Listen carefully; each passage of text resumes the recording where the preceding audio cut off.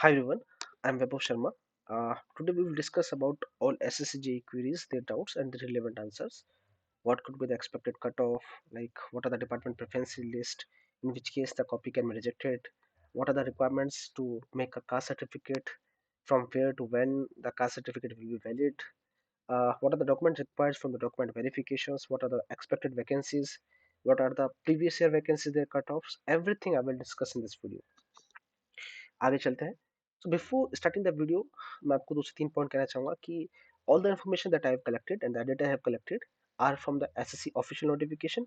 पूरी कोशिश की है कि कोई गलती ना हो, लेकिन और आर ह्यूमंस तो कुछ गलतियां हो सकती हैं, उसके लिए हम रिस्पॉन्सिबल नहीं है. सेकंड चीज, वैकेंसीज का कैलकुलेशन किस तरह से किया गया है वो टेंटेटिव है और वो फ्लक्चुएट कर सकता है in the future. Preferences list अपने इंसान की मैटर ऑफ चॉइसेस है, वो अपने अकॉर्डिंग इन चीजों को डिक्टेट ऑफ करेगा, इसके लिए हम जिम्मेदार नहीं है. सारी इन्फॉर्मेशन पूरी कोशिश की है कि सही हो, लेकिन पार्शली रॉन्ग हो सकती है. So we will start the video. First thing, in which cases the answer copy can be rejected.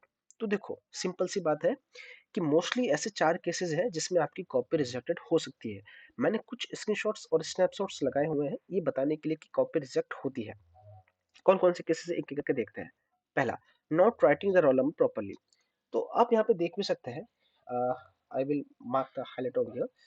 अगर आप देख भी सकते हैं तो ये कॉपीज में उन्होंने यहाँ पे रोल नंबर जगह टिकट नंबर लिखा था और उसको करेक्ट करके उन्होंने बाद में लिखा हुआ है. आप देखोगे कि एवोल्यूट की कॉपी नहीं की गई है. आप देखोगे कि यहाँ पे कॉपी चेक नहीं है, ये कॉपी रिजेक्ट हो चुकी है. बेसिक जो पहली चीज थी, ये शायद मैंने वापस से स्क्रीनशॉट सेम लगा दिया है, लेकिन और भी कॉपीज यहाँ पे है जो रिजेक्ट हुई थी, जिसमें उन्होंने क्या किया हुआ था कि उन्होंने जो अपना सिग्नेचर था ये मेंशन नहीं किया हुआ था, इसलिए उनकी कॉपी जो है रिजेक्ट की गई थी. और भी ऐसे केसेस है, सारी कॉपीज के मैं यहाँ पे लगा तो नहीं सकता, लेकिन मैं आपको बता रहा हूँ कि कॉपीज में क्या क्या केस है. पहला, not writing the roll number properly. इसका मतलब क्या है. पहली चीज, आपने अपना रोल नंबर नहीं लिखा है. दूसरी चीज, आपने अपना रोल नंबर गलत लिखा है और उसको सही करके दूसरी जगह पे लिखा है. नंबर 3, आपने रोल नंबर की जगह टिकट नंबर लिखा है. इन तीनों ही सूरतों में आपकी कॉपी चेक नहीं की जाएगी और रिजेक्टेड हो जाएगी. नंबर दूसरी चीज, आपने थंब इम्प्रेशन नहीं लगाया है. तो आप देखेंगे कि एक प्रॉपर प्लेस मिलता है आपको अपना थंब इम्प्रेशन लगाने के लिए. तो अगर आप अपना थंब इम्प्रेशन नहीं लगाते हैं इस बॉक्स में, इस जगह पर, तो आपकी कॉपी को रिजेक्टेड माना जाएगा. क्लियर है. अब और अगली जो चीज है वो है कि सिग्नेचर अगर आप नहीं करते हैं तो वहां पे सिग्नेचर का एक परफॉर्मा स्लॉट है, जगह है. वहां पे आपको अपना सिग्नेचर करना होता है आपकी उसी लैंग्वेज में, उसी तरह से जिस लैंग्वेज में आपने अपना फॉर्म फिल किया था, और आपका सिग्नेचर जो कमीशन कॉपी पर है उसी में आपको अपना सिग्नेचर करना रहा होता है. अगर आप ये नहीं करते हैं, आपकी कॉपी रिजेक्टेड हो सकती है.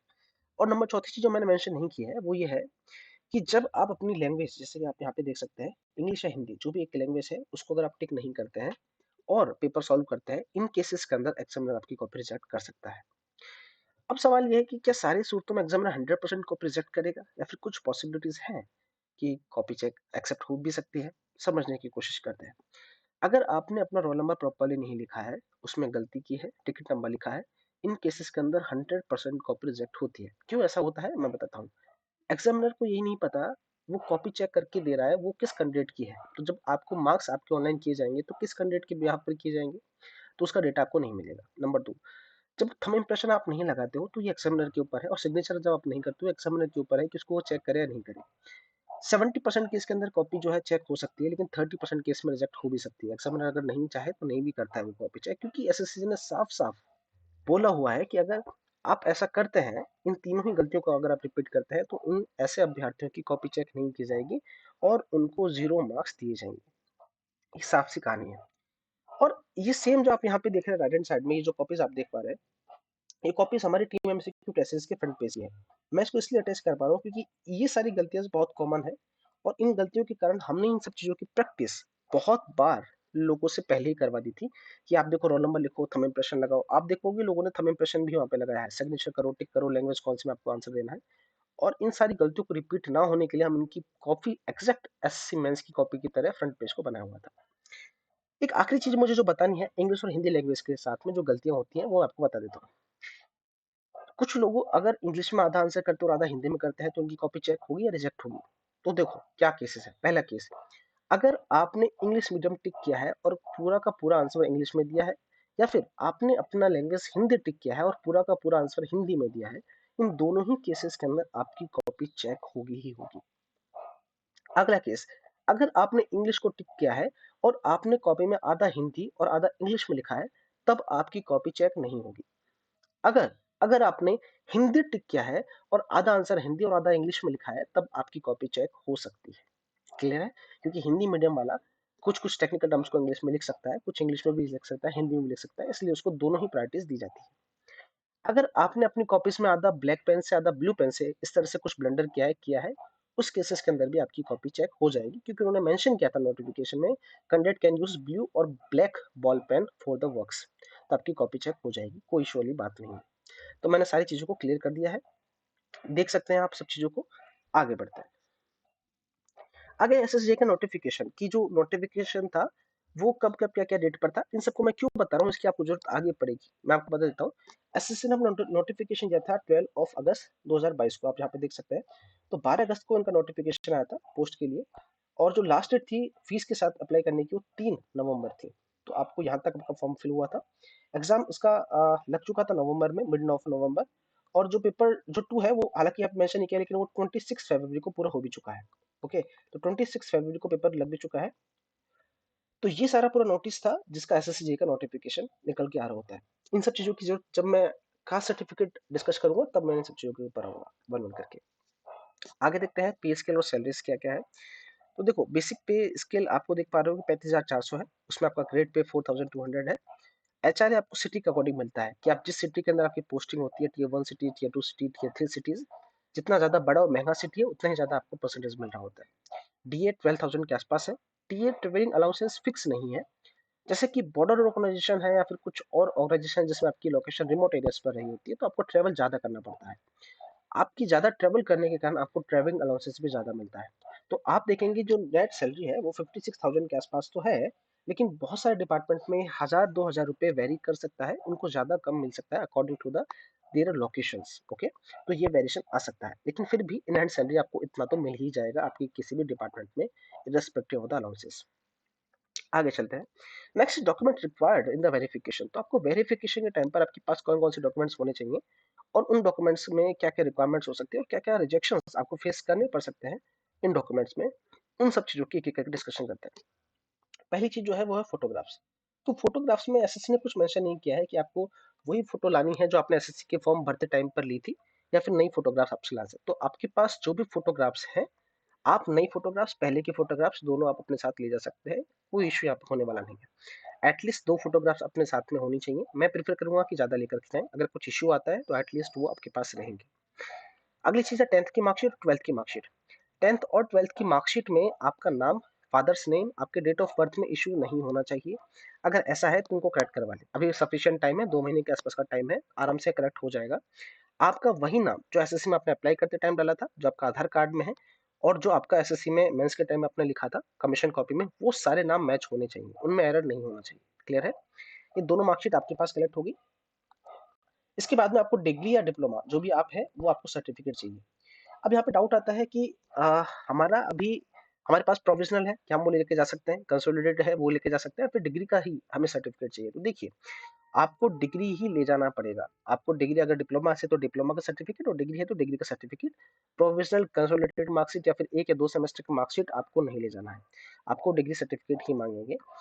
अगर आपका डिग्री नहीं बनकर आया है तो एक अलग केस है, आप वो वहां पे बोल सकते हैं कि आप अभी पास आउट है, फिर कुछ इश्यूज के कारण या फिर कुछ जैसे कि कोविड के टाइम पे था, डिग्री नहीं कर पा रहे थे लोग बाग, उनके पास से नहीं आ रही थी, उस केसेस के अंदर वो लोग एक्सेप्ट कर लेते हैं, आप सबको सफिशिएंट टाइम देते हैं, वो डॉक्यूमेंट को हम पेंडिंग दिखा देते हैं, आपको सफिशिएंट टाइम मिलता है, आपको उस टाइम के बाद में 30 से 60 दिन के बाद में वो डॉक्यूमेंट आप प्रेजेंट करना रहा होता है, और फिर आपका ज्वाइनिंग मिल जाता है। क्लियर है?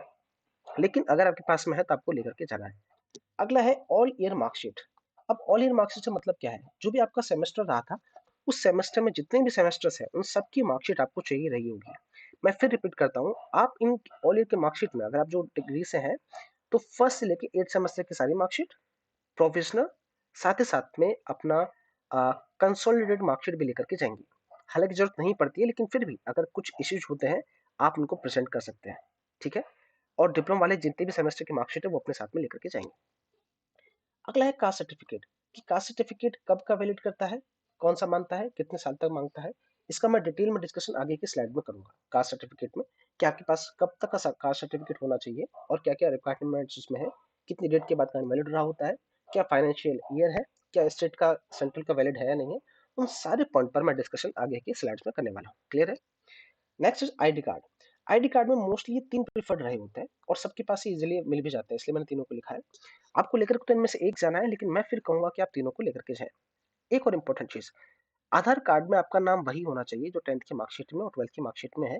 नाम, आपका फादर नेम भी और आपका नाम भी दोनों मैच होना चाहिए। सेकंड चीज, आधार कार्ड में बहुत सारे एस्पिरेंट को मैंने देखा है जिनका मैसेज आता है, उनका डेट ऑफ बर्थ नहीं लिखा होकर डेट ऑफ ईयर लिखा हुआ है, DOY। क्लियर है?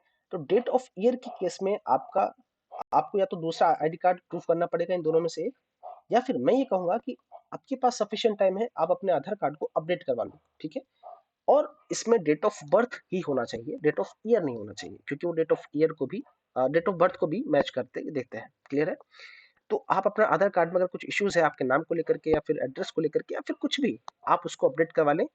10 से 15 दिन में आधार कार्ड में अपडेट हो जाता है।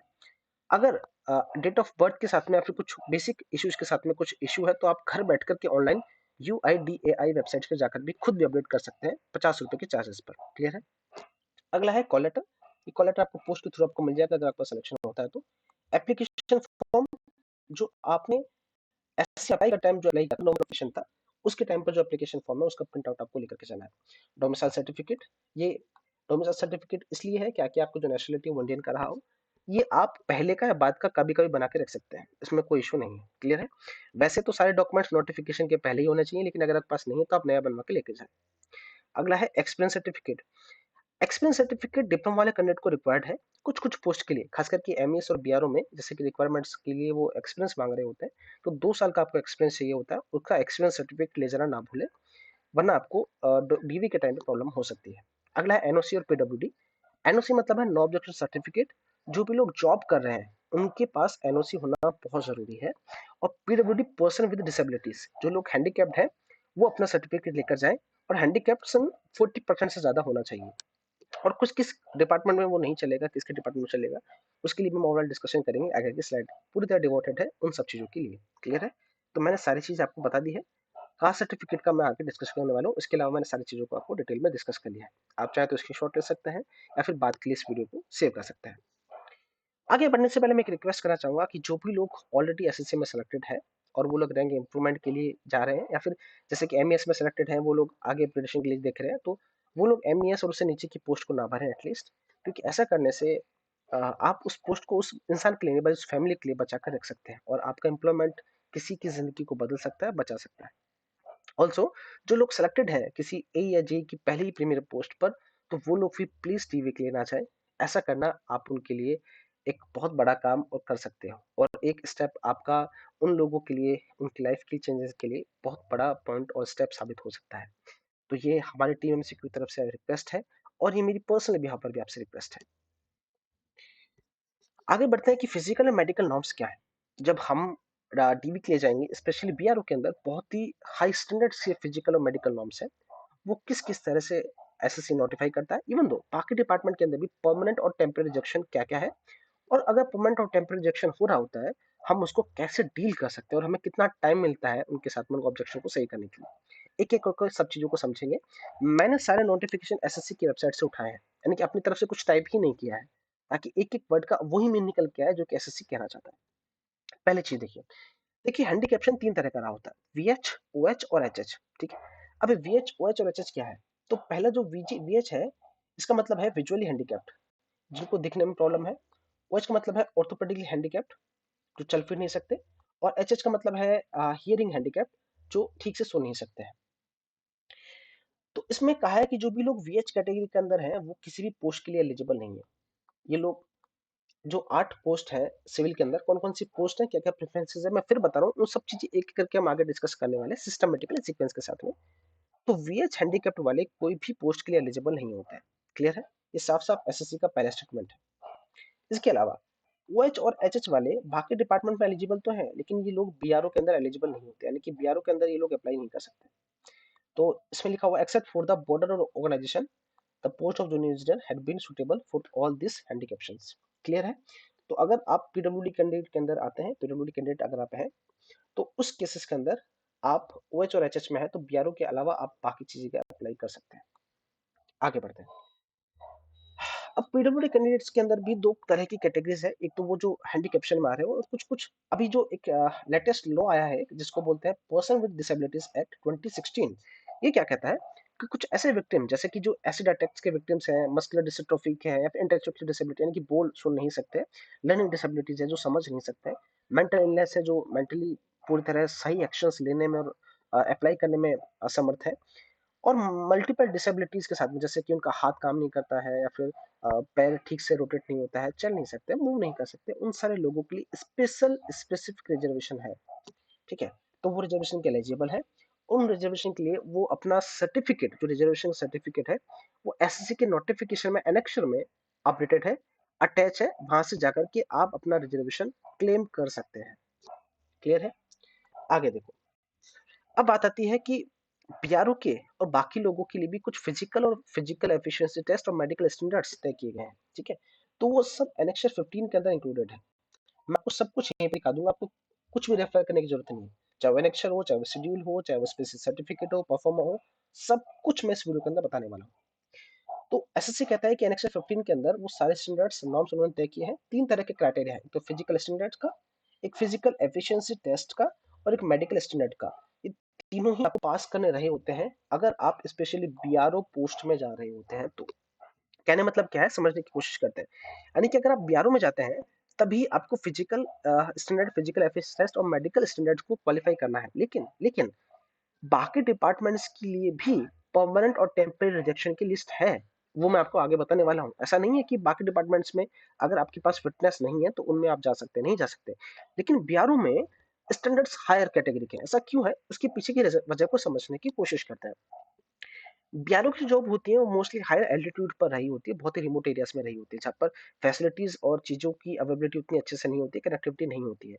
तो जो इंसान यानी कि जो एस्पिरेंट उसके अंदर जाएगा, वो मेक श्योर करता है एसएससी कि वो लोग किसी भी प्रॉब्लम या बीमारी से, क्रॉनिकली डिजीज से अफेक्टेड ना हो, क्योंकि ऐसा करने से वो हाई एल्टीट्यूड पे जाकर के ही अपनी हेल्थ को सेक्रीफाई कर देंगे।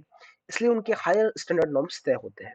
तो वो क्या क्या स्टैंडर्ड्स हैं, उनके आगे बढ़ने से पहले एसएससी 5.5 में क्या कहता है, only male candidates are eligible for the post of junior engineer in the border organisation. यानी कि अगर आप फीमेल कैंडिडेट हैं तो आप पीआरओ को ज्वाइन नहीं कर सकते। यानी कि आपके पास में टोटल 8 की जगह अब 7 ही डिपार्टमेंट बाकी रह जाएंगे अगर आप फीमेल पोस्ट से रहे होते हैं तो। क्लियर है? तो I have clear everything till now. आगे बढ़ते हैं। अब ये एनेक्सर 15 है जो एसएससी ने दिया हुआ है। मैंने हर एक चीज को एसएससी के नोटिफिकेशन से स्नैच किया है और सिस्टमेटिकली सिक्वेंसली उन सब चीजों को अटैच किया है ताकि आपको एक एक चीज का जस्टिफिकेशन मिल सके। तो देखिए, तीन टेस्ट है, physical efficiency test, physical standard और मेडिकल नॉर्म्स। क्या क्या समझने की कोशिश करते हैं।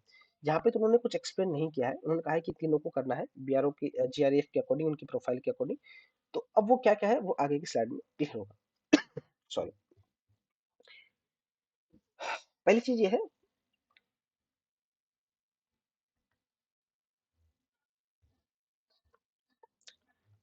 पहली चीज मैं क्लियर करता हूँ यहाँ से, फिजिकल एफिशिएंसी टेस्ट। वो चीज आगे भी क्लियर होगी लेकिन मैं फिर भी आपको बता देता हूँ। तो फिजिकल एफिशिएंसी टेस्ट से मतलब क्या है कि आप फिजिकली फिट होने चाहिए। आपका जो वेट है, आपका जो हाइट है, वो अलग अलग जोन के हिसाब से एसएससी ने दिया हुआ है, जो मैं आपको आगे बताने वाला हूँ। वो आप फुलफिल करने चाहिए। फिजिकल स्टैंडर्ड को चेक करने के लिए वो क्या करते हैं, उसके लिए स्टैंडर्ड ये कहते हैं कि 1 माइल की आपको रेस दौड़नी होती है, यानी कि ऑलमोस्ट 1.6 किलोमीटर होता है। और ये रेस आपको कंप्लीट करनी होती है 10 मिनट के अंदर, यानी कि आपको 10 मिनट के अंदर ये पूरा करना होता है। ये आपका इसका सर्टिफिकेशन है। और मेडिकल स्टैंडर्ड्स में क्या क्या वो बोलते हैं कि ये आपको बीमारी नहीं होनी चाहिए, उनके लिए आगे नोटिफिकेशन वो एक्सप्लेन करते हैं। तो क्या कहते हैं गाइडलाइन में कि after detail checking of all documents, आपके जब सारे डॉक्यूमेंट चेक हो जाएंगे, office incharge requirement duly fixed, he will check all the things. अब उसके ऊपर है कि वो आपको जो रिक्रूटमेंट सेल सेंटर वहां से ऑफिशियली एक्सेप्ट कर लेता है, या फिर वो कहता है कि नहीं, जैसे कि उसमें लिखा हुआ है कि will examine the medical fitness, उसने एग्जामिन मेडिकल एग्जामिन किया। अब उसके ऊपर है कि वो मेडिकली फिट एंड फिट आपको डिक्लेयर करता है, उनके ऊपर है, मेडिकल बोर्ड के ऊपर है। दो चीजें होंगी, वो आपको फिट भी घोषित कर सकता है और मेडिकली अनफिट भी घोषित कर सकता है। आगे देखो, where the officer need the opinion of specialist, अगर उसको लगता है कि वो डिसीजन ठीक से नहीं ले पा रहा है कि वो फिट है अनफिट है, तो वो उस इसको मिलिट्री हॉस्पिटल या फिर जो नियर बाई आर्मी और सर्विस हॉस्पिटल्स है उनको रेफर कर देगा। और अब उनके बिहाफ पर जो स्पेशलिस्ट है, जो कंसर्न स्पेशलिस्ट है, वो आपका डिसीजन ये लेगा कि आपका एग्जामिनेशन में आपको फिट या अनफिट डिक्लेयर करना है। ये उनके हाथ में अब रहा होगा। कब? जब वो स्पेशलिस्ट ऐसा नहीं कर पाता है। प्रैक्टिकली क्या होता है, बहुत ही रेयर होता है कि वो स्पेशलिस्ट के पास केस जाता है। वो लोग बैठक कर ही उसको 90% केस के अंदर एक्सेप्ट कर लेते हैं, या तो फिट एंड फिट जो भी उनको डिक्लेयर करना होता है वो लोग कर देते हैं। इतना केस नहीं जाता है, लेकिन कुछ हाइपोथेटिकल केस रहे भी होते हैं जिनको रेफर करने पड़ते हैं, जब वो समझ नहीं पाते हैं इन चीजों को कि यार ये बंदा मेडिकल फिट के अंदर आता है कि अनफिट के अंदर आता है। क्लियर है? अब देखो क्या होता है, मेडिकल पेपर और फिट और अनफिट कैंडिडेट के उनको दे दिए जाते हैं आफ्टर डिक्लेरेशन टीम के द्वारा एमआई रूम में, जब उनका मेडिकल एग्जामिनेशन कंप्लीट हो जाता है। दो पॉसिबिलिटीज है कि उसी दिन मोस्टली मिल जाता है, लेकिन ज्यादा नहीं तो 5 दिनों के अंदर आपको ये चीजें, सॉरी, या तो उसी दिन मिल जाएगा, लेकिन ज्यादा से ज्यादा आपको जो डेट ऑफ एग्जामिनेशन है, जिस दिन आपका एग्जामिनेशन हुआ उससे 5 दिनों के अंदर आपको मिलेगा ही मिलेगा। कहने का मतलब क्या है, मैं समझा चाहता हूँ। आपका मेडिकल एग्जामिनेशन सवाल करो कि 12 को हुआ है, तो हायर पॉसिबिलिटीज है कि आपको 12 को ही मिल जाएगा। और मैक्सिमम से मैक्सिमम 12 से लेकर 17 तक, 5 दिन, यानी कि 17 से पहले से आपको इन दिनों के अंदर आपको आपका रिजल्ट मिल जाएगा। बात क्लियर है? रिजल्ट का मतलब ये नहीं है कि आपको मेडिकल फिट ही घोषित किया जाएगा, आपको मेडिकली अनफिट भी घोषित किया जा सकता है। ठीक है? अब आपको मैं बताऊंगा कि अगर क्या क्या हो सकता है, आपको कैसे कैसे स्टेप लेने होते हैं अगर आप मेडिकली अनफिट है तो आपको फर्दर प्रोसेस के लिए। क्लियर है? दो चीज क्लियर हो चुकी है यहाँ तक। अब बात आती है कि अब अगर आप मेडिकली फिट है तो बाकी जो प्रोसीजर है आप उसको क्लेम कर सकते हैं, यानी कि आपका जो डीवी है, ज्वाइनिंग है, पोस्टिंग है, सब चीजें आपका पहले ही चल रहा होगा। और ये भी पॉसिबिलिटी है कि यहाँ पे नहीं लिखा हुआ, अब देखो ये भी पॉसिबिलिटी है कि वो आपको टेम्परली अनफिट घोषित कर दे। क्लियर है? अब टेम्पररी अनफिट हुआ है दो चीज की वजह से हो सकता है। टेम्पररी अनफिट या तो मेडिकल रीजन की वजह से हो सकता है, या फिर टेम्पररी अनफिट हो सकता है बिलो फिजिकल स्टैंडर्ड की वजह से। क्लियर है? अब ये दोनों क्या क्या है, और दोनों की केसों की सूरतों के अंदर हम अपने आप को कैसे वापस एक चांस ले सकते हैं खुद को एग्जामाइन करने का। देखो क्या कहता है एसएससी कि जो भी कैंडिडेट टेम्पररी अनफिट घोषित किए गए हैं मेडिकल रीजन की वजह से, तो जो भी उनकी डिसेबिलिटीज है वो राइटिंग में मेडिकल बोर्ड या ऑफिसर लिख करके उनको देता है। कि सपोज करो कि मेडिकल नोट्स में सपोज करो कि जैसे कि आपका जो चेस्ट है वो इरेगुलर है, वो कहता है कि जब पिजन चेस्ट रहा होता है उस केसेस के अंदर, या फिर आपकी इरेगुलरिटीज है कि आप स्ट्रिक्टली खड़े नहीं हो सकते हैं, आपका जो मूवमेंट है पैरों का वो सही नहीं है, कुछ भी केसेस के अंदर अगर ऐसा है वो मेंशन करेंगे। एक फॉर्म रहा होता है जो कि एसएससी के नोटिफिकेशन में है, और यहाँ पे बीमारियों के नाम लिखे होते हैं कि ऐसी कौन सी चीज है जिसकी वजह से आपको रिजेक्ट किया, उसके सामने वो टिक करके रखेंगे कि इन दोनों की वजह से आपको मेडिकली टेम्पररी अनफिट घोषित किया गया है। क्लियर है? ठीक है। अगर अगर ऐसा होता है तो उन कैंडिडेट को राइट टू अपील, यानी कि अपील करने का राइट है। वो अपील कर सकते हैं इसके अगेंस्ट में। कब कर सकते हैं? जिस दिन आपको टेम्पररी अनफिट घोषित किया गया है, यानी सपोज करो कि आपका रिजल्ट जो है आपने 12 को एग्जामिन किया, आपका रिजल्ट 17 को आया, 17 को रिजल्ट आपको पता लगा कि आप टेम्पररी अनफिट है। 17 सपोज करो कि 17 अप्रैल को आपको पता लगता है, आपका रिजल्ट निकल के आता है और आपको पता लगता है कि आप मेडिकली अनफिट है।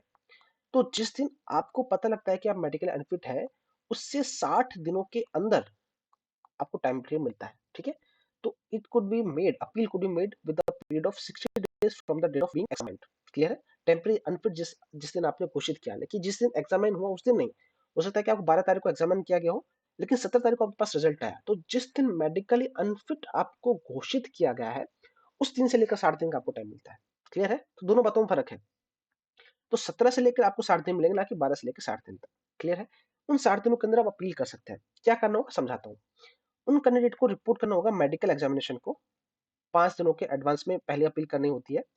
क्योंकि टाइम नहीं मिलता तो वेटिंग में रहा होता है उनको। उन्होंने अपील कर दी 5 दिन एडवांस में, उनको कंसर्ट जो स्पेशलिस्ट है नियरेस्ट मिलिट्री हॉस्पिटल का, वो एक रिव्यू करेगा सर्टिफिकेट को। सॉरी। देखो आपको क्या होता है, जब आप टेम्पररी अनफिट घोषित किए गए हैं, अब आपको वापस से एक स्पेशलिस्ट कंसर्न, वही स्पेशलिस्ट नहीं होगा, कोई भी हो सकता है, नियरेस्ट मिलिट्री हॉस्पिटल जो भी है, आप एक स्पेशलिस्ट वापस से आपको कंसर्न किया जाएगा, और वो आपको वापस से री मेडिकल एग्जामिनेशन करेगा। आपको कोई भी 40 रुपए डिपॉजिट इस बार नहीं करने पड़ेंगे, क्योंकि आप टेम्परेरी अनफिट घोषित है। अगर आप परमानेंटली अनफिट घोषित होते तो आपको वापस से पैसे देने पड़ेंगे। अभी आपको कोई चार्ज नहीं देना पड़ेगा। क्लियर है?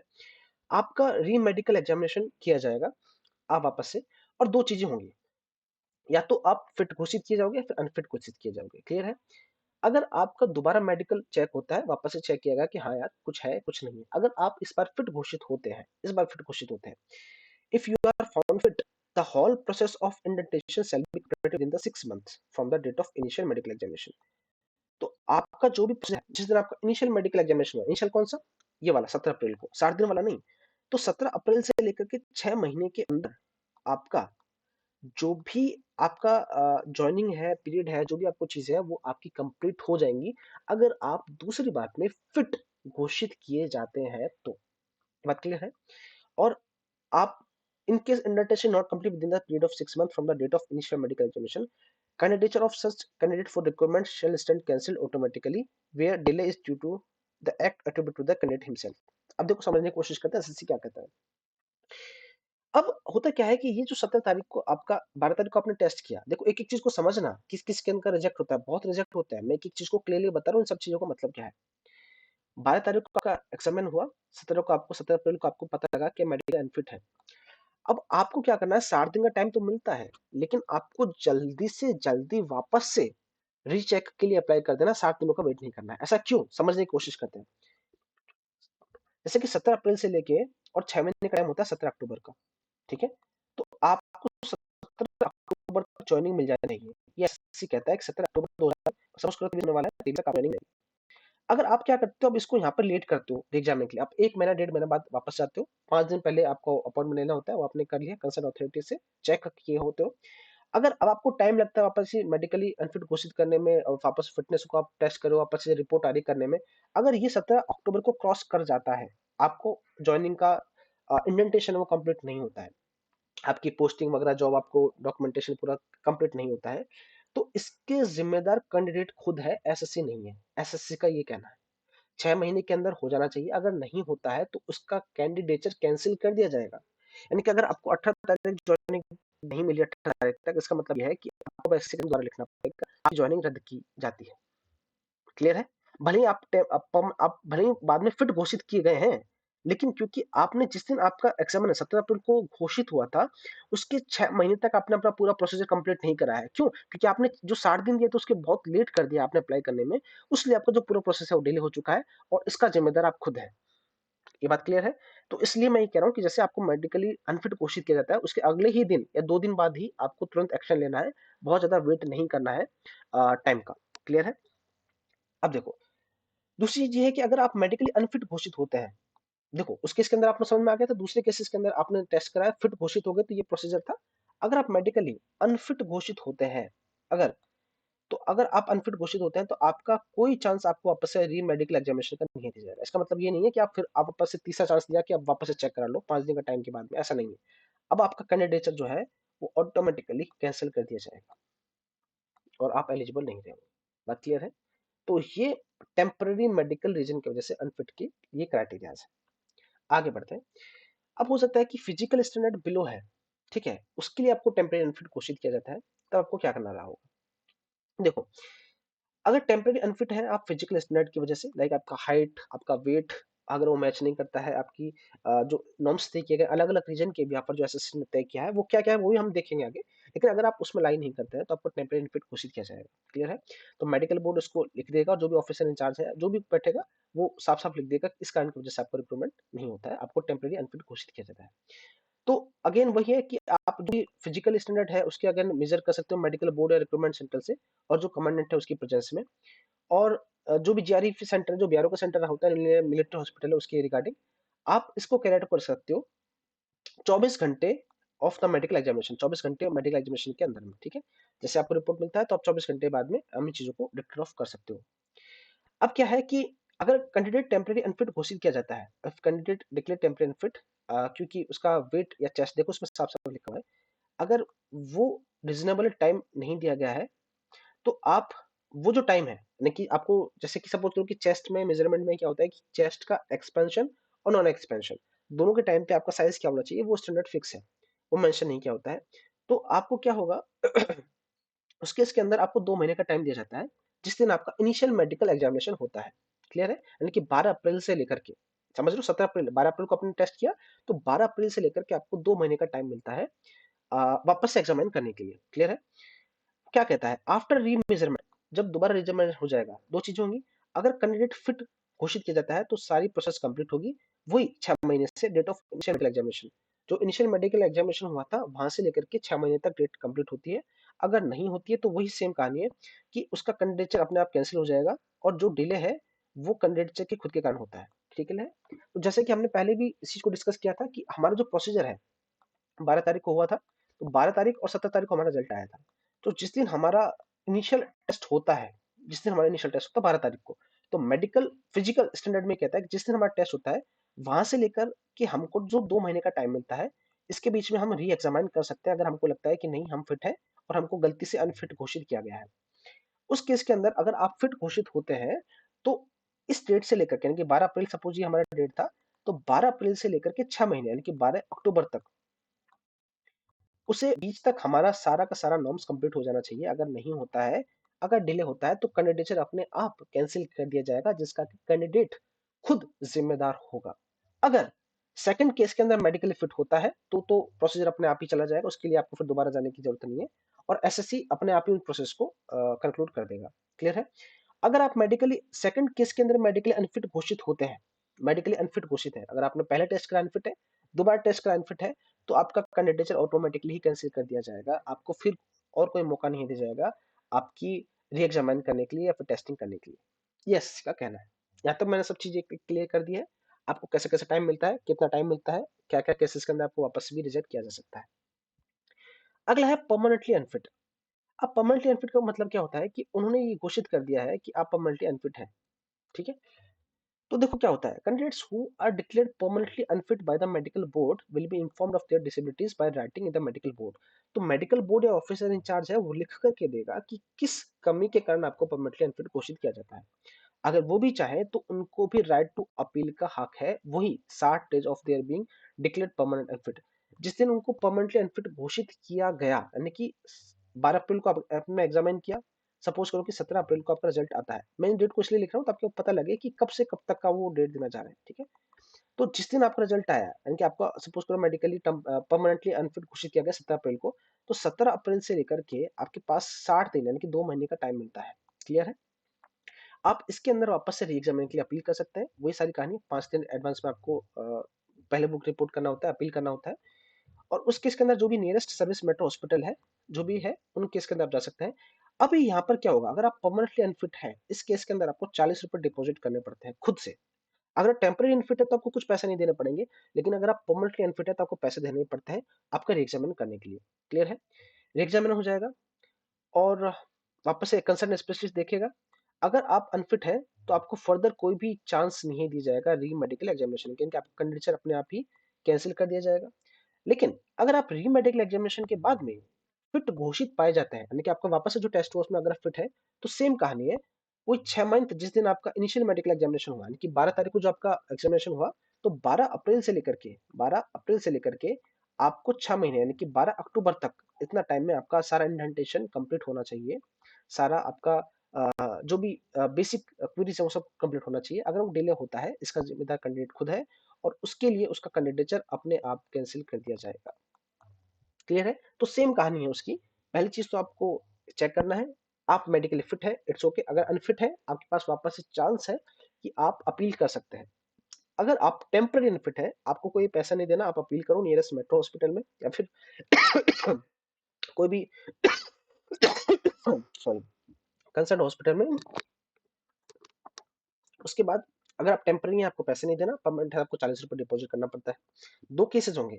अगर आप बाद में फिट घोषित किए जाते हैं तो उसके 6 महीने के अंदर तक, यानी कि जिस दिन आपका फर्स्ट इनिशियल एग्जामिनेशन हुआ था, ध्यान रखना बात। हो सकता है कि 12 अप्रैल को आपका आया, 17 अप्रैल को, उसके बाद मई में आप अप्लाई कर रहे हैं री एग्जामिनेशन के लिए, सपोज करो कि 8 मई को आप अप्लाई कर रहे हैं, तो 8 मई से लेकर के 6 महीने नहीं है, ये इनिशियल से लेकर के 6 महीने के बीच में आपका सारा न्यूट्रिशन कंप्लीट होना चाहिए। अगर नहीं होता है तो इसके जिम्मेदार आप खुद हैं, आपका कंडीशन वापस से कैंसिल कर दिया जाएगा। हालांकि ऐसा कभी होता नहीं है, लेकिन मैं हर एक चीज को इसलिए एक्सप्लेन कर रहा हूँ क्योंकि आप एक इंजीनियर इसको ज्वाइन करने वाले हैं, तो आपको पता रहे कि मेडिकल नॉर्म्स क्या क्या है, एसएससी क्या चाहता है, और किस किस सूरतों में आपको कैंडिडेचर को कैंसिल कर दिया जाएगा। क्लियर है। दूसरा वही है, अगर परमानेंटली अनफिट किया जाता है आपको, अगर आपके फिजिकल स्टैंडर्ड से आप बिलो है, आपके स्टैंडर्ड्स मीट नहीं करते हैं, तो सेम कहानी है। आपको जैसे कि आपकी हाइट है, आपका वेट है, इस केस के अंदर आपको अनफिट घोषित किया जाता है। तो क्या क्या कहता है एसएससी, इसके बारे में समझने की कोशिश करते हैं।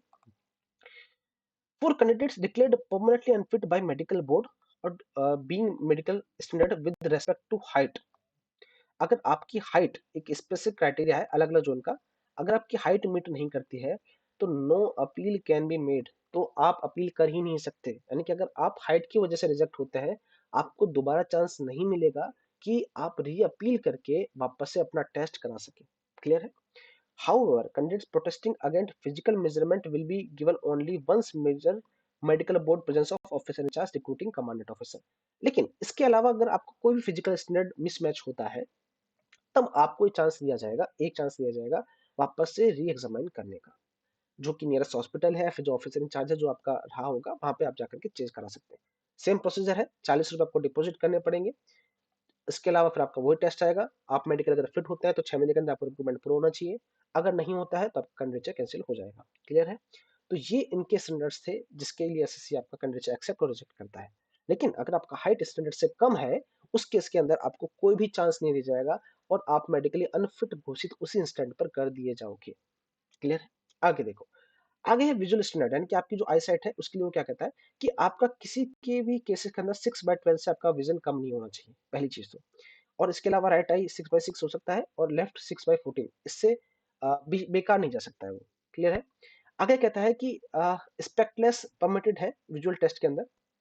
कहने मतलब क्या है कि आप स्पेक्टल्स, जो करेक्टिव स्पेस यानी कि आप जो चश्मा पहनते हैं नंबर वाला, वो आप विजुअल टेस्ट के अंदर यूज कर सकते हैं।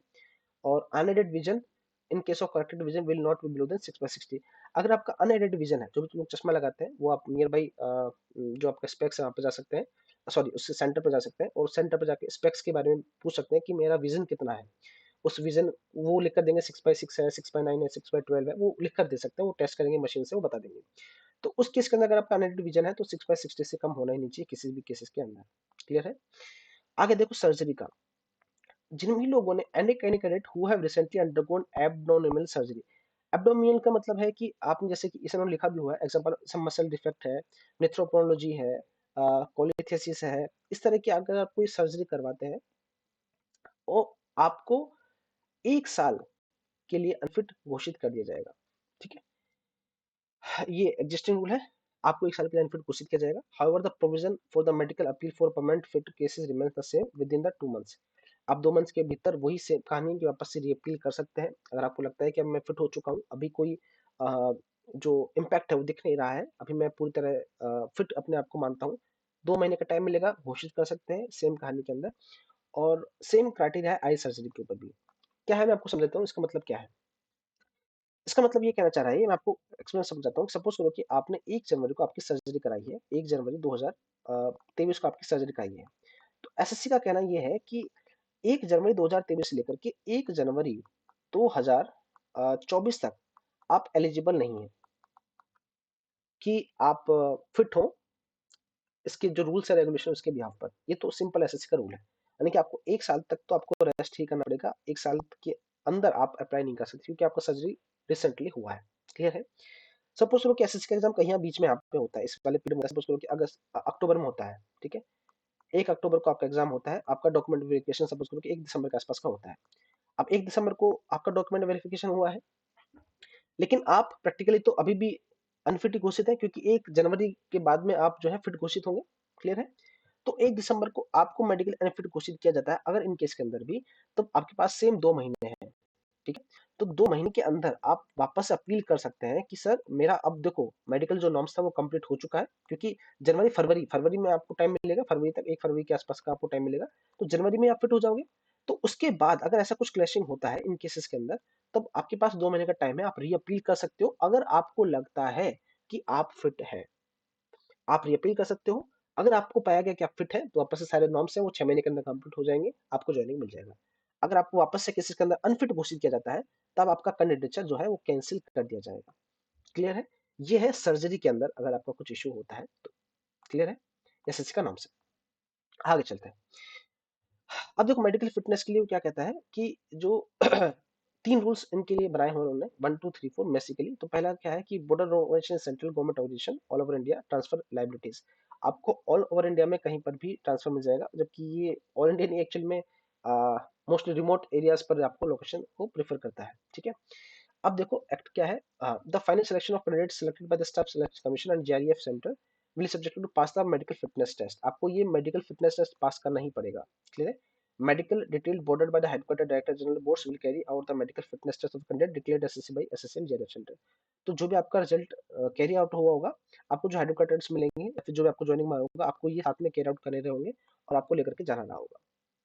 Candidates medically fit by the medical board will be inducted by the General Reserve Engineer Force (BRO), subject to fulfill the other criteria and have undergo no initial training at JRF Center with the Delhi camp Pune 15। तो जिन भी लोगों ने अपना medically fit घोषित कर दिया गया है, वो अपना जो सर्टिफिकेट साथ में लेकर के जाएंगे। उनका ट्रेनिंग होता है इस कैंप पर, आपको वहाँ पर आपको ट्रेनिंग मिलेगा, इनिशियल आपको ट्रेनिंग रहा होगा और आपको ट्रेनिंग पूरा करना रहा होगा, क्लियर है। आगे कहता है after imparting training at JREF centre, आपका जब सेंटर पर ट्रेनिंग पूरा हो जाएगा, they will be post anywhere in India as per the available vacancies. अब जहां पर भी वैकेंसीज खाली रहेगी इंडिया में, उसके अकॉर्डिंग उनको कहीं पर भी किसी भी जगह पर पोस्टिंग मिल सकती है। ये बीआरओ का कहना है, ठीक है। आगे चलते हैं। कैंसिलेशन ऑफ कैंडिडेचर, किस किस केस के अंदर कैंडिडेट का कैंसिलेशन हो सकता है कैंडिडेचर, तो क्या कहता है, in any case candidate is absent on the day of reporting for the medical examination or during the medical examination or does not report for the medical review within the prescribed time limit, the candidature shall be cancelled automatically. No representation appeal will be made entertained in this department. जिस दिन आपका medical examination तय है, उस दिन अगर आप report नहीं करते हो, आप बताते नहीं हो या फिर टेस्ट नहीं करते हो, एब्सेंट रहते हो, उसके बाद क्या होता है, उस दिन के बाद भी, जैसे आप सपोज करो कि सर 12 अप्रैल का आपको टाइम मिला है, उसके बाद भी कुछ टाइम लिमिट रहता है। वो कितना रहता है वो एसएससी बताता नहीं है, वो आपको वहीं पर जाके पूछना पड़ेगा। अलग अलग डिपार्टमेंट का अलग अलग टाइम लिमिट रहता है मेडिकल टेस्ट के लिए। सपोज करो कि 3 दिन का टाइम आपको मिलता है, तो 12 अप्रैल को आपका टेस्टिंग होना है और 15 अप्रैल तक अगर आप वहां पर जाकर रिपोर्ट नहीं करते हैं या प्रेस्क्राइब टाइम लिमिट है, एग्जाम्पल के तौर पर ले रहा हूँ, तो आपका 15 अप्रैल के बाद में कैंडिडेट अपने आप ही कैंसिल हो जाएगा, ठीक है। तो आपको इन टाइम लिमिट के अंदर वापस जाकर रिपोर्ट करना है और टेस्ट कराना है। Power to relaxation, central government is open necessary to expel this, so maybe reason recorded relax, इसमें कुछ नहीं रिलैक्सेशन है कैटेगरी का, वो हम बाद में डिस्कशन करेंगे। तो age limit criteria and there is saving, तो वो क्या क्या क्राइटेरिया है वो भी हम डिटेल में आकर डिस्कस करेंगे। एनेक्सर 15 को मैंने कंप्लीटली डिटेल में डिस्कस किया है कैंडिडेट्स के लिए। अब शेड्यूल क्या कहता है, अब देखो जो हमने 3 चीजें पढ़ी थी, physical efficiency test for group B के लिए क्या है, तो वो देखो क्या कहता है। एक्टिविटी क्या है, एक्टिविटी 1 माइल आपको रन करना है। Only passing the test is mandatory, यानी कि ऐसा नहीं है कि अगर आप यहाँ पे टॉप कर लेंगे, आपको 5 मिनट में कर लेंगे तो आपको बेटर पोस्ट मिल जाएगी या फिर आपको अच्छी जगह लोकेशन मिल जाएगा, आपको 3 मिनट के अंदर आप कर लेंगे, यानी कि मेरिट लिस्ट में नहीं आ रहा है, केवल पास करना है टेस्ट को, वही मैंडेटरी है। और अगला है 10 मिनट, आपको टाइम जो अवेलेबल मिलता है रनिंग के लिए 10 मिनट मिलता है, 10 मिनट के अंदर आपको 1 माइल रन करना ही है और ये मैंडेटरी है, आप इसको स्किप नहीं कर सकते, ऑप्शनल नहीं है, क्लियर है। तो आप ये लिखा हुआ है कि स्टाफ सिलेक्शन आप to mandatory pass the test in only 1 mile run to be held at JREF centre, वापस सेंटर होते ट्रेनिंग के लिए Pune, to undergo further medical examination. तो आपको सबसे पहले आपको यही काम करके देखना होता है, अगर आप ये पास कर लेते हैं, उसके बाद आप मेडिकल एग्जामिनेशन के लिए भेजे जाएंगे फर्दर को। अगर आप यहाँ पे फेल होते हैं, आपका कैंडिडेचर यहाँ पे कैंसिल हो जाएगा, क्लियर है। हालांकि बहुत छोटा सा टास्क है, कर सकते हैं, लेकिन कुछ लोगों को जिनको प्रॉब्लम है नहीं कर पाएंगे, कैंडिडेट कैंसिल है तो कैंसिल भी हो सकता है। आपका पहला काम हो चुका है, जैसे कि हमने 3 नॉर्म्स देखे थे, अगर आपको याद रहे होंगे तो अगर आपको पीछे भी लेके चलो तो बेसिकली हमने 3 नॉर्म्स के लिए डिस्कस किया था, जब हम बीआरओ के लिए जा रहे थे स्टैंडर्ड्स के लिए, और कहता है उन 3 स्टैंडर्ड्स को हम डिटेल में डिस्कशन करेंगे। वो 3 नॉर्म्स क्या क्या है देखो। पहला था फिजिकल एफिशिएंसी टेस्ट, इसको पास होने के बाद में ये टेस्ट है फिजिकल स्टैंडर्ड टेस्ट, इसको पास होने के बाद में ये टेस्ट है मेडिकल स्टैंडर्ड्स, ठीक है। तो पहला टेस्ट क्या है, भागने वाला, हमने ये पास कर लिया है। अगर हम 10 मिनट के अंदर इस टेस्ट को पास करते हैं 1 माइल रन को, उसके बाद में हमको यहाँ पर भेजा जाएगा फिजिकल स्टैंडर्ड्स, यानी कि हमारी लेंथ कितनी है, चेस्ट के एक्सपेंशन डायमेंशंस कितनी है, हमारा वेट कितना है, उस तरह की स्टैंडर्ड्स को मैच किया जाएगा। उसके बाद फिट है तो फिर मेडिकली चेक किया जाएगा कि हमको कोई बीमारी तो नहीं है, प्रोलॉन्ग क्रोनिक डिजीज तो नहीं है, इस तरह की चीजें फिर थर्ड स्टैंडर्ड में हमको भेजा जाएगा। तो 3 तरह की कैटेगरीज हैं जो बीआरओ एक 1 बाय 1 करके ले रहा होता है। तो पहले जो हमने आपको डिटेल में डिस्कस करके बता दिया था, लेकिन एक्सेप्ट फिर भी वापस से जो स्लाइड है वैसे से खुद कहता है, उसको मैंने आपको बता दिया कि वो ये वाले चीजों के लिए मैंडेटरी मांग रहा होता है, क्लियर है। आगे चलते हैं। अब जो हम देखो जो फिजिकल स्टैंडर्ड है, उसके बाद में जो सेकंड चीज है, उसके लिए क्या क्या रीजन वाइज स्टैंडर्ड्स तय किए गए हैं, उनको समझने की कोशिश करते हैं। तो आपका जो रीजन है, इनमें से कुछ एक रहा होगा, ये पहली स्लाइड है, बाकी दूसरे स्लाइड पर कुछ बचे हुए हैं। तो इनमें से जो भी आपका रीजन है, सपोज करो कि आप इस रीजन से अप्लाई करते हो, वेस्ट रीजन से अप्लाई करते हो। अब इसके अंदर भी जो आपका स्टेट अगर आप नहीं पता है तो आप देख सकते हैं, आपका स्टेट यहाँ पे लिखा रहा होगा, ये आपका रीजन है, आपके अंदर यहाँ पे आपको स्टेट मेंशन किया होगा। तो उस केस के अंदर आपकी हाइट इतनी होनी चाहिए, यानी कि आपका फुट और इंच में रहा होगा, उसको आपको कन्वर्ट करना रहा होगा सेंटीमीटर में, तो आपका इतना हाइट तो रहना ही चाहिए, मिनिमम हाइट है। इससे और इससे ज़्यादा ही आपकी हाइट होनी चाहिए। इसके अलावा आपका वेट जो है 50 केजी या उससे ऊपर ही होना चाहिए, मिनिमम वेट है, ये होना चाहिए। इसके अलावा जो आपका जो चेस्ट है वो मिनिमम 76 सेंटीमीटर का अनएक्सपेक्टेड होना चाहिए और एक्सपेंड के टाइम पे 5 सेंटीमीटर बढ़ सकता है। तो ये आपके क्राइटेरियाज है फिजिकली स्टैंडर्ड के। मैंने आपको पहले बताया था, अगर आपकी हाइट इस स्टैंडर्ड से कम है तो आप सीधे ही रिजेक्ट हो जाएंगे, आपको कोई दूसरा चांस नहीं मिलेगा रीटेस्ट करने के लिए। लेकिन अगर इनमें से कुछ एक इश्यूज है तो आपको लगता है कि अगर टेम्पररी या परमानेंटली आपको अनफिट घोषित किया जाता है तो 2 महीने के अंदर आप अपने आप को रीअपील कर सकते हो और 2 महीने बाद आप टेस्ट करा सकते हो कि अभी मैं फिट हूं या नहीं हूं, इस रीजन के बिहाफ पर। सेकंड स्लाइड यहाँ पर भी देखी हुई है, उसके अंदर भी इन चीजों का समझ सकते हो। ये सारे स्टैंडर्ड्स दिए गए हैं, आप अपने अपने डोमिसाइल के बिहाफ पर, स्टेट के बिहाफ पर आप वहां से इन सब चीजों को कैटेगरी करके मेंशन कर सकते हो। क्लियर है? कुछ रिलैक्सेशन दिया भी गया है, आप देख सकते हैं कि जो सर्विसिंग में है, एक्स पर्सनल गवर्नर्स है, या फिर जो सर्विसमैन है, या फिर जो गोरखास है, जो इंडियन डोमिसाइल्स है, उनके लिए कुछ रिलैक्सेशन भी दिया गया है कि आपका इतना रिलैक्सेशन है, कि इतना वेरिएशन आपका प्लस माइनस हो सकता है, वो कोई इशू नहीं है। क्लियर है? अब देखिए मेडिकल स्टैंडर्ड्स क्या क्या कहता है जीआरईएफ के बिहाफ पर, हम समझने की कोशिश करते हैं। तो पहले में तो उसने लिखा है कि कुछ खास नहीं है, कि ऐसा इंसान हमको सेलेक्ट करना है जो हायर एल्टीट्यूड और हार्ड एरियाज में काम कर सकता है। पहली चीज तो ये वो ध्यान रखते हैं, जनरल स्पेसिफिकेशन है। अब देखो आगे वो क्या कहते हैं, it is absolutely essential in all cases have to recruit stripped while carrying out medical examination due to the sped privacy and decency. ठीक है, तो जो भी कैंडिडेट का टेस्ट होगा वो उसी को पता होगा, बाकी लोगों को नहीं पता रहेगा कि वो पास होगा कि नहीं होगा। ये प्राइवेसी के अंदर और डिसेंसी के अंदर रखा जाएगा। It is not sufficient that the clothing will be partially removed, uh, an underwear may be permitted except when the examination been carrying out involving the private parts। तो आपका जब भी टेस्ट रहा होगा तो वो क्लॉथिंग को रिमूव कर सकते हैं उस बेसिस पर आपको टेस्टिंग करने के लिए। क्लियर है? Every part of the body must be examined and if recruit does not submit this before persuasion he will be rejected. तो आपका हर एक बॉडी पार्ट एग्जामिन होगा, आपका हैंड, आपके आईज, आपके ईयर, जैसे कि कुछ परफॉर्मेशंस तो नहीं है, इस तरह से आपके सारे बॉडी पार्ट्स चेक होंगे। अगर आप कॉपरेट नहीं करते हो, फिर आप परस्यूट नहीं करते हो, तो आपको रिजेक्ट घोषित कर दिया जाएगा। क्लियर है? आगे कह रहा है कि permanent body tattoos are only permitted on the inner face of the forearms. अब देखो यहाँ पे ये प्रॉब्लम्स निकल के आएगा। अब अगर टैटूज आपके पास बॉडी पर बने हुए हैं, जैसे कि आपका टेस्ट होगा, आपके क्लॉथ को पार्शियली रिमूव कर ही दिया जाएगा, तो आपको टैटूज आपके छुप ही नहीं पाएंगे। अगर आपके टैटूज आपके जो रिस्ट है, यानी कि आपका जिससे सपोज करो कि हमारी ये हैंड है, इस हैंड से लेकर के हमारा ये एल्बो है, इस तरह से हमारा हैंड है ये, तो आपका जो टैटू होगा वो रिस्ट से लेके और एल्बो के बीच इनर फेस के अंदर यहाँ तक अगर है तो वो एक्सेप्टेड है। क्लियर है? क्या कहता है उसको हम देखने समझने की कोशिश करते हैं वापस से। From the inside elbow to the wrist and on the reverse side of the palm back of the side of hand. यानी कि पहली चीज क्या होना चाहिए कि जिस साइड आपका पाम है, हथेली है, हथेली के पीछे वाले सिरे पर कलाई से लेकर के और एल्बो तक अगर आपका कोई टैटू बना हुआ है, तब वो एक्सेप्टेड रहा होगा, उस केस के अंदर एक्सेप्टेड रहा होगा। अगर इस केस के अंदर भी अगर कोई ऑप्शंस है या फिर वल्गर टैटूज है या फिर ऑब्जेक्शनल टैटूज अगर आपको लगता है आपने बनाया हुआ है और वो भले ही पीछे की तरफ रहा हो और इस जोन के अंदर रहा हो, तो भी आपको रिजेक्शन मिल जाएगा। तो क्या है, इन केसेस के अंदर decision of DDG will be matter final, permanent tattoos on the other part of the body is not acceptable and candidature will be banned from the screening। Clear है? इस केसेस के अंदर मैं सारी चीजों को रिपीट कर देता हूँ आपको। आपके जो टैटूज है वो, पहली बात तो आपके हथेली के पीछे वाले पार्ट पर रिस्ट से लेकर एल्बो के बीच ही बने होने चाहिए। वो कोई वल्गर और ऑब्सोलेंस मीन के नहीं होने चाहिए। अगर ऐसा है तो आपका कैंडिडेट कैंसिल किया जाएगा। अगर टैटूज इस बॉडी पार्ट के अलावा और कहीं पर बने हुए हैं, जैसे कि आपकी चेस्ट पर है या फिर आपकी पीछे बैक पर है, कहीं पर भी, या फिर आपके फोरहेड पर है, हैंड पर है, पाम पर है, अब आपका कैंडिडेचर कैंसिल कर दिया जाएगा। इस केसेस के अंदर क्लियरली कैंसिल कर दिया जाएगा, आपको आगे फिटनेस के लिए नहीं भेजा जाएगा। क्लियर है? तो ये उनका कहना है जनरल एडमिशन का। आगे देखो रेस्पॉन्सिबिलिटी फिजिकल फिटनेस के लिए क्या कहता है, the examiner medical board is responsible for checking the physical fitness of the recruiters, their likelihood to present development and their identification mark. आप जब फॉर्म फिल करते हो तो अपना आइडेंटिफिकेशन मार्क बताते हो कि मेरे हाथ में ये आइडेंटिफिकेशन मार्क्स हो सकते हैं, तो वो चेक करेंगे फिजिकल फिटनेस के टाइम पर भी कि हाँ आपका जो लाइक्लीहुड है वो मैच हो रहा है कि नहीं हो रहा है।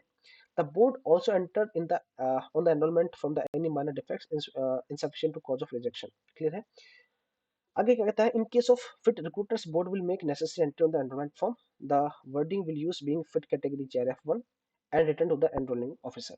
तो वो टेस्ट करेंगे, चेक करेंगे, अब वहाँ पर जो भी उनका डिसीजन रहा होगा एंट्री के ऊपर वो वहाँ पे लिखेंगे फिट एंड फिट है, और इसको जो एनरोलिंग ऑफिसर है उसको रिटर्न कर देंगे। The signature of the examiner medical officer और enrolment form will be accepted as equivalent to the declaration. अगर वहाँ पर मेडिकल ऑफिसर ने साइन किया हुआ है उसको सेम इक्विवेलेंट माना जाएगा as an acceptance of the declaration. ठीक है, उनके एक्सेप्टेंस मतलब कि वो फुल प्रूफ एक्सेप्टेड होगा।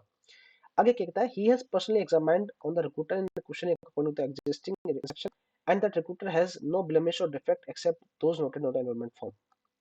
इसमें ये कहना चाह रहा है कि उनको पर्सनली रिक्रूट जो है वो पर्सनली एग्जामिन किया जाएगा, उनके जो इंस्ट्रक्शन है, एग्जिस्टिंग इंस्ट्रक्शन जो उनके एसएससी कमीशन के, जीआरएफ के कमीशन इंस्ट्रक्शन रहेंगे उसकी व्यापार पर वो चेक किया जाएगा। और रिक्रूटर्स के पास इसके अलावा कोई डिफेक्ट्स होने नहीं चाहिए जो कि उसने एनरोलमेंट फॉर्म पे मेंशन किए हैं। अगर ऐसा है तो उसका कैंडिडेट से कैंसिल कर दिया जाएगा। अगर कुछ और मिलता है, यानी कि उन्होंने जो भी मेंशन किया है उसके अलावा अगर कोई और डिफेक्ट मिलता है या फिर कुछ और भी चीजें वेरिएशन मिलता है, तो उसके टाइम पे जो कि उन्होंने एनरोलमेंट फॉर्म के टाइम में मेंशन किया था या फिर उनका आइडेंटिफिकेशन मार्क मैच नहीं करता, उन केसेस के अंदर उनका कैंडिडेट से कैंसिल कर दिया जाएगा। क्लियर है? When there are no distinctive marks in the must be stated, अगर कोई डिस्टिंक्टिव मार्क्स नहीं मिलता है तब उनको फर्दर एग्जामिनेशन के लिए या फिर एक्सेप्टेंस के लिए आगे भेज दिया जाएगा, एक्सेप्ट कर लिया जाएगा। क्लियर है? अगला medical history sheet. This is a document of great importance which is linked to the claim for disability pensions on the soldier discharged from the service, medical fitness, table number this। तो आगे table में test थी, मैंने medical history test वो दिखाएंगे। अगर आप claim करते हैं डिसेबिलिटीज का, उसके सोल्जर डिस्चार्ज के टाइम पर अगर कुछ हुआ तो आप मेंशन कर सकते हैं और आप उसको प्रेजेंट कर सकते हैं। ये आपकी कोई काम की नहीं है, ऑफिसर्स के काम की चीज है। क्लियर है? Marks and small defects are to be noted consistently and clearly in the space allotted for the purpose of order to facilitate the man's future identification। एक आपको शीट मिलता है, ठीक है, आपको नहीं मिलेगा, ऑफिसर्स को मिलेगा, उसके अंदर हर एक मार्क को उनको लगता है कि प्रॉब्लम है उसको मेंशन करेंगे, उसको लिखेंगे और हर एक माइन्यूट टू माइन्यूट चीज को वो डिस्कस करके लिखेंगे, क्योंकि फ्यूचर में आप इसको अपने कैरी आउट कर सकते हैं अगर कोई डिफेक्ट इन्फ्लुएंस कर सकता है। अब यहाँ पर जो भी डिसीजन रहा होगा मेडिकल ऑफिसर और जो भी डिस्चार्ज इंचार्ज होगा उनके हाथ में रहा होगा, इसको टेम्परेरी फिट करना है, टेम्परेरी फिट करना है, परमानेंट फिट करना है, अनफिट करना है, ये सारा डिसीजन उन्हीं के हाथ में रहा होता है इन सारी माइन्यूट स्टैंडर्ड को चेक करने के बाद में।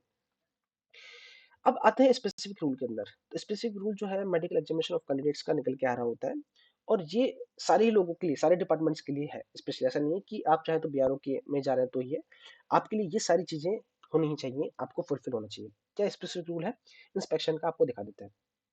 देखो, कैंडिडेट इज सफिशिएंटली इंटेलिजेंट, जो कि आप हैं ही है, एक्सेप्शन निकाला है तो this is nothing.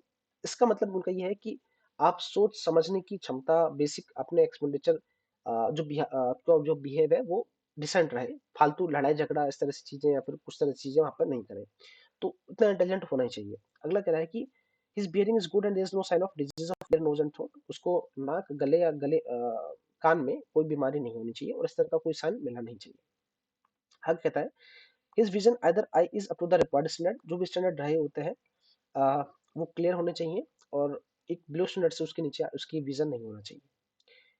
Movement of the eye ball should be full and free in the all direction, आपका आई मूवमेंट होना चाहिए, ऐसा नहीं कि आपका आई मूव ही नहीं कर रहा है, लेकिन जो आपका कॉर्निया है वो मूव नहीं कर रहा है, आई मूवमेंट आसानी से स्मूथली किसी भी डायरेक्शन के अंदर होना चाहिए। ये विजुअल टेस्ट है। His speech is without impediment, आप हकला कर ना बोले, साफ सुथरा क्लियरली आप बोल पा रहे हो। ही हैज नो ग्लैंडर स्वेलिंग, आपके गले में कोई सूजन नहीं हो, कोई स्वेलिंग नहीं होनी चाहिए।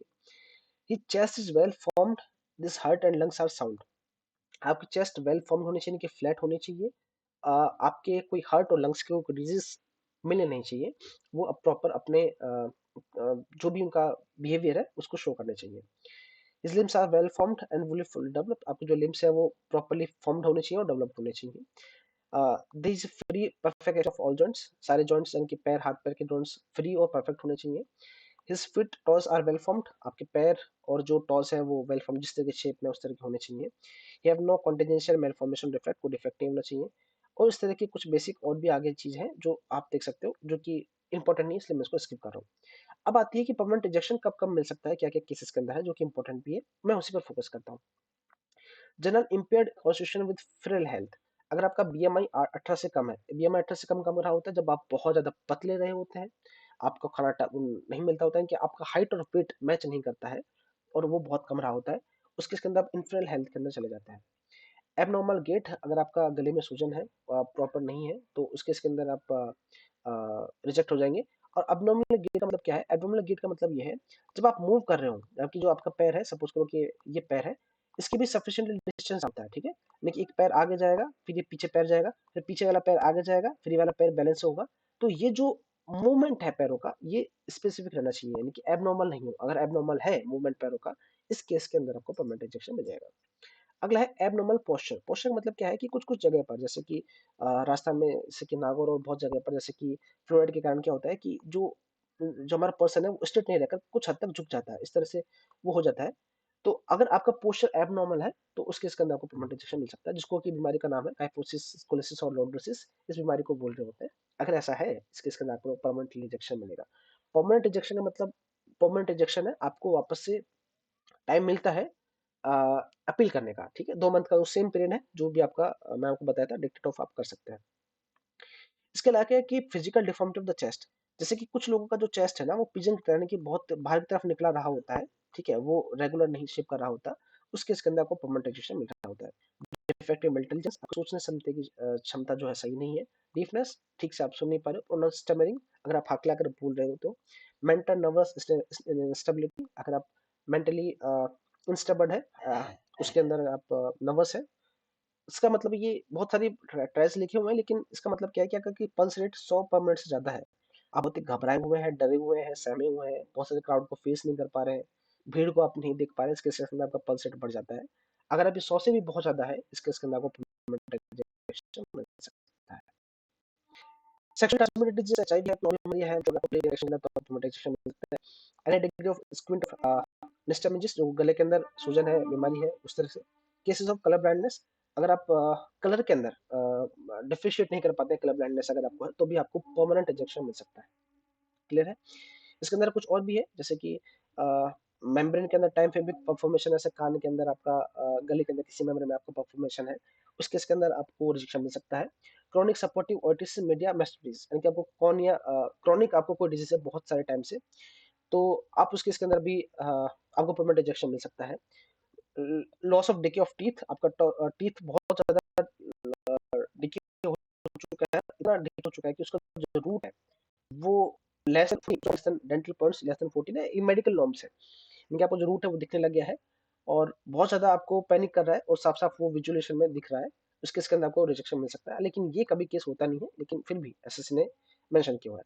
क्रोनिक लंग इन्फेक्शन, बहुत टाइम से, क्रोनिक का मतलब है 2 साल से ज्यादा, अगर आपको लंग इन्फेक्शन है, तब इसके इसके अंदर भी आपको परमानेंट इंजेक्शन मिल सकता है। सेम ऐसे ही बाकी भी है, जैसे हाइपरटेंशन, बीपी, आपका प्रेशर अगर 140 95 का मतलब है कि 140 से ज्यादा और 95 से कम है, हाइपरटेंशन क्राइटेरिया होता है, तो भी आपको रिजेक्शन मिल सकता है।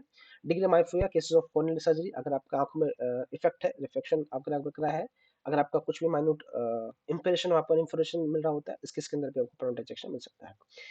हील्ड फ्रैक्चर, अगर आपको फ्रैक्चर हुआ है और आप उसे हील कर रहे हो, आप जैसे कि मैंने आपको बताया था, कुछ स्टैंडर्ड में आपको 1 साल का टाइम मिल रहा होता है, अगर आप सर्जरी से निकल रहे हो तो। इसके अंदर अगर आप नहीं हील कर पा रहे हो अच्छे से, तभी आपको परमानेंट इंजेक्शन मिल सकता है। Permanent body tattoos are only permanent in the arms from the inside, तो जैसे कि मैंने आपको टैटूज का बता ही दिया है कि किस किस पार्ट के अंदर आपको परमानेंट बॉडी टैटूज एक्सेप्टेड है। जो बीआरओ के स्टैंडर्ड है, वो भी सेम टैटू के स्टैंडर्ड यहाँ पर है। आपको कलाई से लेकर एल्बो तक के ही परमानेंट टैटूज अलाउ है, वो भी पीछे की तरफ, यानी कि जो हमारे हथेली है उसकी पीछे की तरफ में अलाउ है, और वो भी नॉन ऑब्जेक्शनल और वल्गर नहीं होने चाहिए। अगर ऐसा है तो आपको रिजेक्शन मिल जाएगा। इसके अलावा किसी भी पार्ट में आपका अगर परमानेंट टैटू है, तो आपको रिजेक्शन सीधा मिल जाएगा, परमानेंट रिजेक्शन आपको देखने को मिलता है।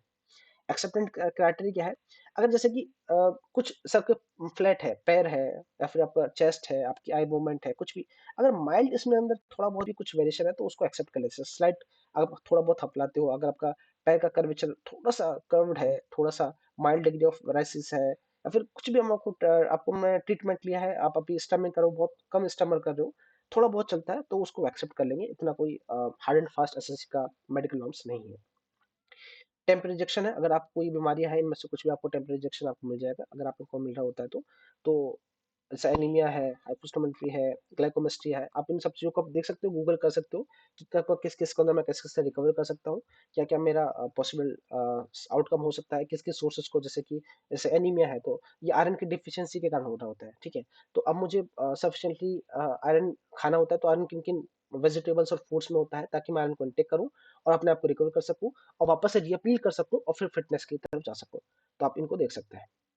इसके अलावा है time, the time limit for clearance of any unfit higher laboratories, तो परमानेंटली अगर आप अनफिट है, तो आप विद इन 1 मंथ ड्यूरेशन में आप इसको अनफिट डिक्लेरेशन को रिव्यू कर सकते हैं।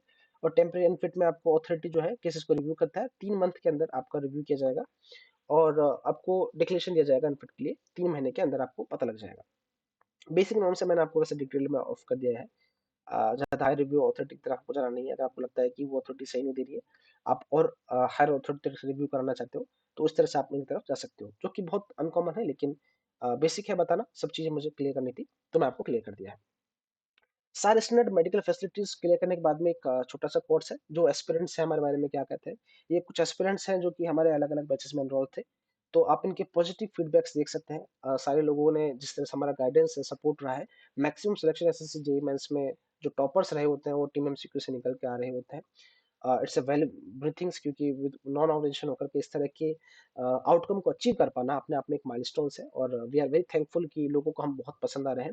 So you can see various of peoples are loving us. हर एक मोमेंट पर, हर एक जगह पर वो हमको पसंद कर रहे हैं। बहुत सारे सिलेक्शन हम ऑलरेडी अलग अलग डिपार्टमेंट में दे चुके हैं। We are working on the test of SSC mains, और उसके कुछ कैंडिडेट्स के फीडबैक्स आप देख सकते हैं, और हाईली रिकमेंड करते हैं हर एक इंसान को अपनी फर्दर टेस्टिंग प्लानिंग के लिए। इन सारे लोगों को आप जल्दी अच्छे डिपार्टमेंट्स में भी देखने वाले हैं, और फिर इनके साथ वापस से हम इंट्रोड्यूस करेंगे इनकी पर्सनल ओपिनियंस को जानने के लिए कि आप हमने इनके लिए किस तरह से जो टेस्ट बनाई थी और जो काम किया था वो उनके लिए किस तरह से काम करके आया है। आगे चलते हैं।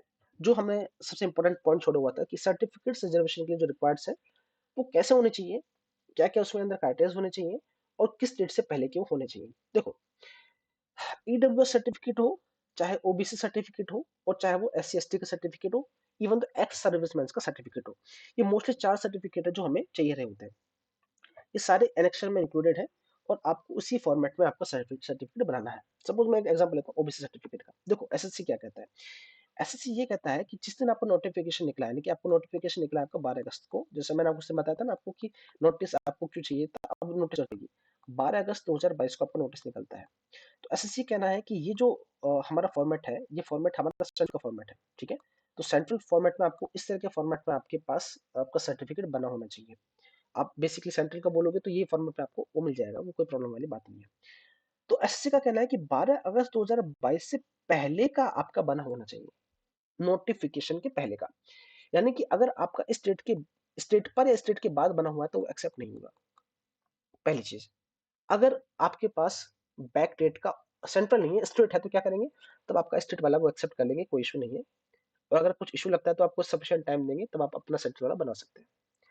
तीसरी चीज, अगर आपके पास बैक डेट का अवेलेबल नहीं है तो क्या करेंगे, उस केस के अंदर अगर आपके पास बैक डेट का नहीं है तो मैं आपको प्रीफर करूंगा कि आप अपना नया जो सर्टिफिकेट है वो बनवा लें अभी के टाइम पर, ठीक है। अभी बहुत टाइम है, न्यू सर्टिफिकेट आप बना लें और उसको प्रेजेंट करें। वो 99% केस के अंदर एक्सेप्ट नहीं करते हैं नए वाले को, लेकिन फिर भी अगर कर ले तो इट्स वेल गुड। अगर वो फिर भी नहीं करते हैं तो क्या करेंगे, उस केस के अंदर आप एफिडेविट बना सकते हो, ठीक है। अब एफिडेविट जो होगा वो 20 रुपए से लेकर के और 100 रुपए तक जाता है, तो आप कितने भी रुपए का बनवा सकते हैं, लेकिन मिनिमम 20 रुपए का आप बनाओगे तो वो चल जाएगा। और आप एफिडेविट को आप प्रेजेंट कर सकते हो, आपका एफिडेविट को एक्सेप्ट कर लेंगे। अगर आपके पास सर्टिफिकेट नहीं बना हुआ है तो वो आप इसको एक्सेप्ट कर लेंगे और आपको परमिशन दे देंगे। अब ये सेम कहानी ईडब्ल्यूएस की साथ में और एससी एसटी के केस में भी सेम कहानी है डेट को लेकर के। नोटिफिकेशन 12 अगस्त का है, तो 12 अगस्त से पहले का आपको सर्टिफिकेट चाहिए होता है। अब वो चाहे 1 साल हो, चाहे 2 साल हो, चाहे 3 साल हो, वहां पर प्रॉब्लम नहीं है, लेकिन होना वो पहले का चाहिए। इंपॉर्टेंट ये है, ठीक है। बैकडेट का है, एक्सेप्ट कर लेंगे, कोई इशू नहीं होगा। स्टेट का है, लेकर के जाओ। अगर एक्सेप्ट करते हैं गुड थिंग, अगर नहीं करते हैं तो आप नया वाला जो बनवा के लेके जा रहे हो सेंट्रल का, उनको प्रेजेंट करो। दोनों ही में मना करते हैं तो फिर बाद में आप उनको एफिडेविट दे दो, एफिडेविट को एक्सेप्ट कर लेंगे, और आपका जो फाइनली सिलेक्शन है, जो आपका कैंडिडेट एक्सेप्टेंस है, वो हो जाएगा। तो यहाँ पे आपको प्रॉब्लम होने वाली नहीं है, प्रॉब्लम होगी लेकिन अगर आपके पास बैकडेट का उस तरह से अवेलेबल है तो आपको प्रॉब्लम नहीं होगी। तो मैंने ये सब कुछ क्लियर कर दिया है। अगला आता है रिजर्वेशन सर्टिफिकेट। तो रिजर्वेशन सर्टिफिकेट में जो उनका नोटिस है वो क्या कहता है, मैं आपको बता देता हूँ पहले तो। जो उन्होंने मेंशन किया है, A person seeking appointment on the basis of the reservation to the OBC must be ensured that he/she possesses the caste community certificate and does not fall in the creamy layer। पहली चीज, आप non creamy layer में ही होने चाहिए, creamy layer में fall नहीं करने चाहिए। अगर आप क्रीमी लेयर में फॉल करते हैं आपको रिजर्वेशन नहीं मिलेगा। On the crucial date, crucial date तक। अब क्रूशियल डेट क्या है, the crucial date for this purpose will be closing date for receipt of the application. Okay, sorry मैंने गलत कर दिया था। तो उन्होंने कहा कि जो क्रूशियल डेट है, आप जो उसका वो क्रूशियल डेट है closing date of receipt of application. तो क्लोजिंग हमारा कब था? 3 नवंबर को हमारा क्लोजिंग था, सॉरी 3 सितंबर को। तो हमारा क्लोजिंग डेट 3/9/2022 को था। तो अगर आपके पास इससे डेट से पहले का अगर आपके पास सर्टिफिकेट बना हुआ है 3/9/2022 के पास, ये क्रूशियल डेट है, क्लियर है, उससे पहले, तब आपका जो रिजर्वेशन सर्टिफिकेट है वो एक्सेप्ट किया जाएगा, कोई इशू वाली बात नहीं है। उनका कहना ये है, क्लियर है, on the closing date of receipt of application. Candidates may also note that their candidature will remain provisional until the veracity of the certificate documents relating to the educational qualification, caste certificate category is verified and found satisfactory by the appointment authority. तो जब तक वो check नहीं हो जाते caste certificate सारी चीजें, तब तक आपका जो सिलेक्शन है कैंडिडेचर वो प्रोविजनल रहा होगा। Candidates are cautioned that they will be debarred from the examination conducted from the commission in case they fraudulently claim the status of SC, SC, OBC, WS, PWM, EWS. आपका जब भी authority examine करेगा तब तक आपका जो candidature है वो प्रोविजनल रहेगा। अगर आप फर्जी वाड़ा करते हुए पकड़े जाते हैं, यानी कि आप ओबीसी के अंदर नहीं है, आप जाली OBC certificate, SC ST certificate, OB EW certificate, PWD या फिर ईएसएम सर्टिफिकेट प्रेजेंट करते हैं, तब आपको डीबैर्डन रोक दिया जाएगा फर्दर प्रोसेस से, और आपको कैंडिडेचर को कैंसिल कर दिया जाएगा इंस्टेंटली, बगैर आप कोई दूसरा चांस दिए हुए आपका कैंडिडेचर तुरंत ही कैंसिल हो जाएगा। तो जो भी जेन्युइन कैंडिडेट्स है, अगर आप ओबीसी में फॉलो होते हैं तो ओबीसी में ही बोले, अगर आप नहीं फॉलो होते हैं तो आप यूआर कैटेगरी से बोले, आप यूआर कैटेगरी में ही कंसिडर किए जाएंगे। अगर आप ये इशू करते हैं तो आपको फिर कोई भी डिपार्टमेंट नहीं मिलेगा। पता लगा आप ओबीसी के चक्कर में सर्टिफिकेट फर्जी बनाते हैं और सीपीडब्ल्यूडी के लिए जा रहे होते हैं, तो पता लगे फिर आपको एमईएस और शेड्यूल जो मिलने वाला था वो भी नहीं मिलेगा, आप सीधे ही बाहर हो जाएंगे रिजर्वेशन से, क्लियर है। आगे कहता है crucial date for claim for SC SC OBC certificate status any other benefit fee concession reservation age election where not specified will be closing date of receipt online application. जब कभी भी हमें mention नहीं किया है कि एससी एसटी ओबीसी का कब तक हमें क्रूशियल डेट चाहिए हो रहा होता है, तो जो नोटिफिकेशन है उसका जब क्लोजिंग डेट रहा होता है वो 3 नवंबर 2022 था। तो इस डेट को हमारा क्रूशियल डेट माना जाएगा, यानी कि इससे बैकएंड में हमारे पास पहले तक सर्टिफिकेट को बना हुआ माना जाना चाहिए, उससे बाद वाला सर्टिफिकेट वैलिड नहीं रहा होगा। इससे पहले मैं माफी चाहूंगा, मैंने नोटिफिकेशन का स्टार्टिंग डेट मान लिया था, मुझे गलती हो गई थी, लेकिन उन्होंने साफ साफ मेंशन किया क्लोजिंग डेट जो है वो हमारे लिए क्रूशियल डेट है, क्लियर है। तो सब लोगों के लिए मैंने सब चीजें क्लियर कर दी है, वापस मैं क्लियर कर देता हूँ। जितने भी ओबीसी एससी एसटी या पीडब्ल्यूडी कैंडिडेट्स हैं, उन सब के लिए जो क्रूशियल डेट है वो 3 सितंबर 2022 से पहले कि आपके पास ओबीसी सेंट्रल या फिर जो भी सर्टिफिकेट है वो सेंट्रल सर्टिफिकेट बने हुए होने चाहिए, उसके बाद वाले एक्सेप्टेड नहीं है। चाहे वो 1 साल पुराना हो, 2 साल पुराना हो, 3 साल पुराना हो, सब एक्सेप्ट किए जाएंगे। अगर आपके पास नहीं है तो आप स्टेट वाला लेकर जाएंगे, और जो नया है आप अब बनवा लो, वो दोनों को लेकर के जाएंगे। अगर वो फिर भी एक्सेप्ट नहीं करते हैं, तब आप अपना एफिडेविट 20 रुपए से लेकर 100 रुपए तक का कोई भी एफिडेविट देंगे, वो आपको एक्सेप्ट कर लेंगे, क्लियर है। तो मैंने आपको सारी कहानी मेंशन कर दी है। अब देखो, अ, हर एक डिपार्टमेंट में ऐसे जितने भी डिपार्टमेंट्स हैं उन सब में एज लिमिट दी हुई है कि आपको किस किस डिपार्टमेंट के लिए क्या क्या एज लिमिट है। तो आप देख सकते हैं कि जैसे मॉडर्न ऑर्गेनाइजेशन है, इसमें आप 30 साल तक आपकी मैक्सिमम एज है। आप सीपीडब्ल्यूडी में 32 साल तक जा सकते हैं, सेंट्रल वाटर में 30 साल तक है। जो सेंट्रल वाटर कमीशन सीडब्ल्यूसी जो है उसमें 32 ईयर्स तक जा सकते हैं। इस तरह से हर एक में आपको अपर एज लिमिट देख लेनी है, और ये एज आपको कब कैलकुलेट करके देखनी है? 1 जनवरी 2022 को, यानी कि इस डेट को ये आपकी एज होनी चाहिए। अगर आप इसको क्रॉस करते हैं तब क्या करेंगे? तब एक और चीज़ है, तब ये है, अगर आप इन कैटेगरी के अंदर लाई करते हैं, तो आपको इतना एज रिलैक्सेशन मिलता है, यानी कि 3 साल का आपको एज रिलैक्सेशन मिलता है ओबीसी के अंदर। अब देखो कैसे करना है, सपोज़ करो कि आपकी 1/1/2022 को एज 34 ईयर्स है, क्लियर है? अब आपको ये पता नहीं लग रहा है कि आप एलिजिबल है कि नहीं है, तो कैसे पता लगाएंगे? आपको सपोज़ करो कि सीपीडब्ल्यूडी मिलना चाहिए, तो आपकी एज कितनी होनी चाहिए? 32 ईयर्स होनी चाहिए, 1/1/2022 को। तो 32 ईयर्स के साथ में आप ओबीसी कैटेगरी से हैं, तब ओबीसी में आपको 3 साल का रिलैक्सेशन मिलता है, यानी कि आप मैक्सिमम 35 ईयर्स तक इस एग्ज़ाम को दे सकते हैं, ठीक है? तो आपकी प्रेज़ेंट में एज कितनी है? 34 है, तब आप एलिजिबल हैं, क्लियर है? लेकिन एक और चीज़ है, आप देखें कि आप सपोज़ करो कि सेंट्रल वाटर पावर रिसर्च में आप जाए तो 30 इज़ आपकी मिनिमम एज है, क्लियर है? आपको ओबीसी में एज रिलैक्सेशन 3 साल का मिल गया, यानी कि आपको 33 ईयर्स तक आपको एक्सेप्ट कर लिया जाएगा इन कमीशन में। लेकिन आपकी एज अभी कितनी है? 34 ईयर्स है, तो इन कमीशन में आपको एक्सेप्ट नहीं किया जाएगा, क्लियर है। तो आपका जो भी ईयर है अपर लिमिट का, उसमें आप अपना एज रिलैक्सेशन ऐड करेंगे और उसको कंपेयर करेंगे 1 जनवरी 2022 से लेकर के कि आपका एज उससे ज्यादा है कम है। जो भी आपका एज ज्यादा होता है उन डिपार्टमेंट्स को आप प्रेफरेंस लिस्ट में नहीं भरेंगे, उनको आप छोड़ देंगे, वरना वो आप ऑटोमेटिकली आपको रिजेक्ट कर ही देंगे, आपका डीवी के टाइम पे आपको डिपार्टमेंट मिलेगा, क्लियर है।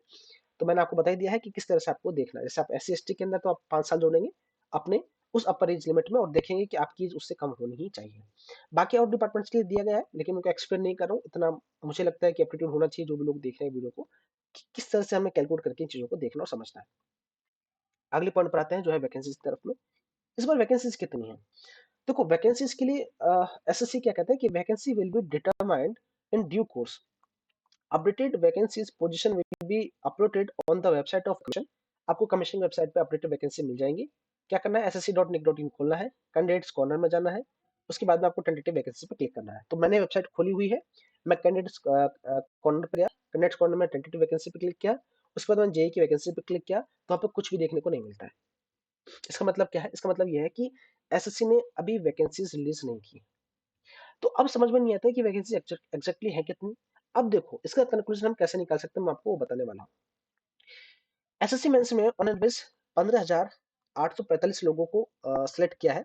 मैं मान लेता हूँ कि लगभग लगभग 15,500 को सिलेक्ट किया है कैलकुलेशन के लिए, ठीक है, 1500 500 आपको एक्सेप्ट किया है। और एसएससी का जो सिलेक्शन क्राइटेरिया है वो 6 से 7 गुना रहा होता है, ठीक है, मेंस में और फाइनल में। लेकिन मेंस में वो 6 या 7 गुना लोगों को सिलेक्ट करता है, ये उनका हर बार का सीन रहा है। तो अगर मैं इसको 6 से डिवाइड करूं तो ये निकल के आता है लगभग लगभग 2600 के आसपास, 2600 प्लस कुछ, ठीक है। और अगर मैं इसको 7 से वर्स्ट केस में डिवाइड करता हूं तो भी ये 2300 से ऊपर निकल के आता है, ठीक है। यानी कि मैं ये मान सकता हूँ कि वैकेंसीज लगभग लगभग 2300 से तो ऊपर है और 2600 के नीचे या आसपास है। तो मैंने 2400 2600 की रेंज एक निकल के आ रही होती है, और मैंने 2400 से 2600 की रेंज में मान लिया है कि 2500 से 2600 वैकेंसीज इस बार रहेंगी। टेंटेटिव है, अगेन मैंने लिखा हुआ है टीएनटी टेंटेटिव है, फ्लक्चुएशन 100-200 का हो सकता है, लेकिन एग्जैक्ट कैलकुलेशन किस तरह से वेरिएशन हुई होती है मैंने आपको बता दिया है कि इस किस बेसिस पर इस बात को डिक्टेट ऑफ किया गया है कि वैकेंसीज इतनी रहेंगी, कि कितने कैंडिडेट उन्होंने सेलेक्ट किए हैं। और ऑन एन एवरेज वो 6 से 7, कई बार 6, कभी 6.74 गुना, 6.5 गुना, 7 गुना, 6.8 गुना, 6.3 गुना, इस तरह से वो सिलेक्ट करते रहते हैं। कुछ फिक्स नहीं है उनका, उसके बिहाफ पर ये वैकेंसीज फ्लक्चुएट हो सकती है। क्लियर है? तो इस वैकेंसीज के बिहाफ पर आपकी इस बार कट ऑफ तय होगी, इसलिए मैं इन वैकेंसीज को आपको बता रहा हूँ। क्लियर है? वैकेंसीज का नोटिफिकेशन आपको चेक कर सकते हैं रेगुलरली, इस वेबसाइट को विजिट करते हैं ssc.nic.in पर, यहाँ पर क्लिक करना है, वैकेंसीज होती हैं तो यहाँ पर वो डेट ऑफ कर दी जाएंगी। जैसे आप सीजीएल पर क्लिक करेंगे ना, आपको वैकेंसीज मिल जाएंगी, और उन्होंने सीजीएल के लिए वैकेंसीज डाली हुई है। क्लियर है? तो आप यहाँ से वैकेंसीज को देख सकते हैं। अब बात करते हैं प्रीवियस वैकेंसीज की, क्या क्या सीन रहा है, इस बार की वैकेंसीज कितनी है, ओवरऑल वैकेंसीज क्या हो सकती हैं, प्रीवियस ईयर की वैकेंसी के साथ प्रीवियस ईयर कट ऑफ कितना था, इस बार की वैकेंसी से इस बार का कट ऑफ कितना हो सकता है।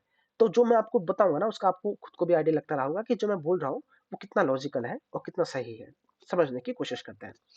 एसएससी जी 2019 में वैकेंसीज की मैं बात करूं तो ये सारे डिपार्टमेंट्स अवेलेबल थे। क्लियर है? कुछ कुछ सिविल में अवेलेबल नहीं थे, कुछ कुछ सिविल में अवेलेबल थे। ये सारे डिपार्टमेंट की लिस्ट मैंने आपको बता दी है, ठीक है। इनमें जो टोटल वैकेंसी थी वो इतनी थी। ये वैकेंसीज अलग अलग कैंडिडेट्स कैटेगरी के, एस सी में कितनी है, वो टोटल कितनी है, तो टोटल वैकेंसी इतनी अवेलेबल थी। इन वैकेंसी, ये जो वैकेंसीज है ये मैकेनिकल सिविल को मिलाकर के है, ठीक है, टोटल वैकेंसीज की बात हो रही है। तो इलेक्ट्रिकल मैकेनिकल सिविल की टोटल इतनी वैकेंसीज अवेलेबल थी 2019 में। क्लियर है? आगे बढ़ते हैं।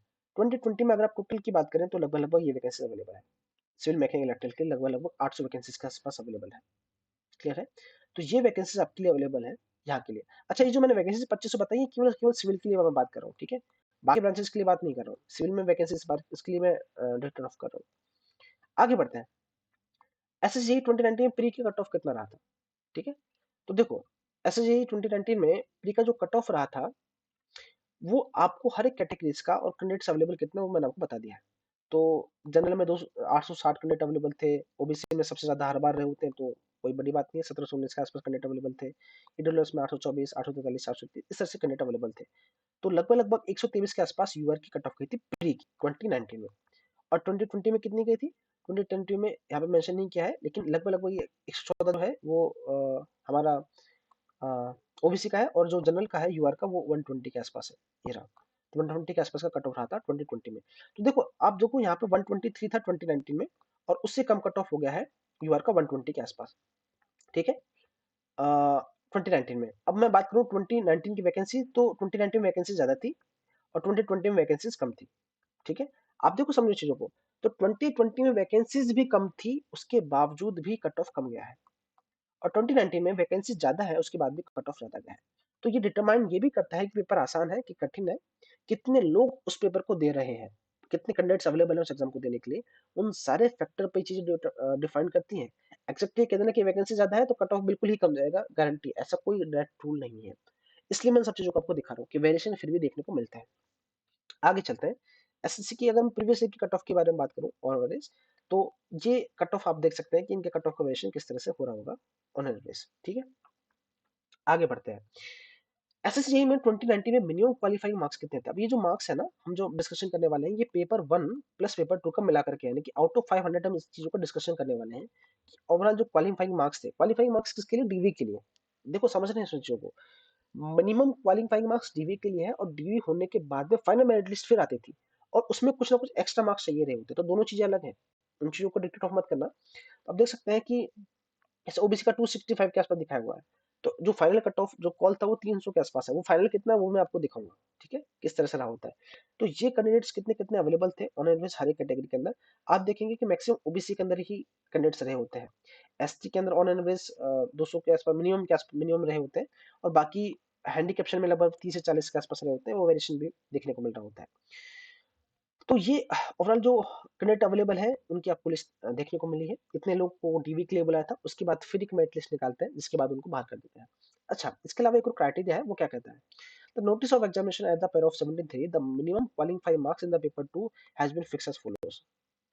तो आपको पेपर टू के अंदर की क्वालिफाइंग मार्क्स लाने पड़ते हैं, यानी कि ये क्यों है, समझो मैं क्या कहना चाह रहा हूँ। उसका मतलब ये है कि पता करें कि आपको पेपर वन में 200 में से 190 मार्क्स आ जाए, और पेपर टू में आपको 30% यूआर को लाने पड़ते हैं। 30% मतलब क्या है कि 300 का 30% मतलब 90 मार्क्स, यानी कि आपको 90 मार्क्स तो लाने ही पड़ते हैं। अगर आपके मार्क्स 90 मार्क्स से कम है, और आपको सपोज करो कि आपके 80 मार्क्स आ रहे हैं यहाँ पे, ठीक है, आपने 180 प्लस 80 जोड़ा, आपके कितना हो गए? 270 हो गए। तो ऑब्वियस सी बात है कि 270 पर आपको कोई ना कोई डिपार्टमेंट तो मिल ही जाएगा इन सब के हिसाब से।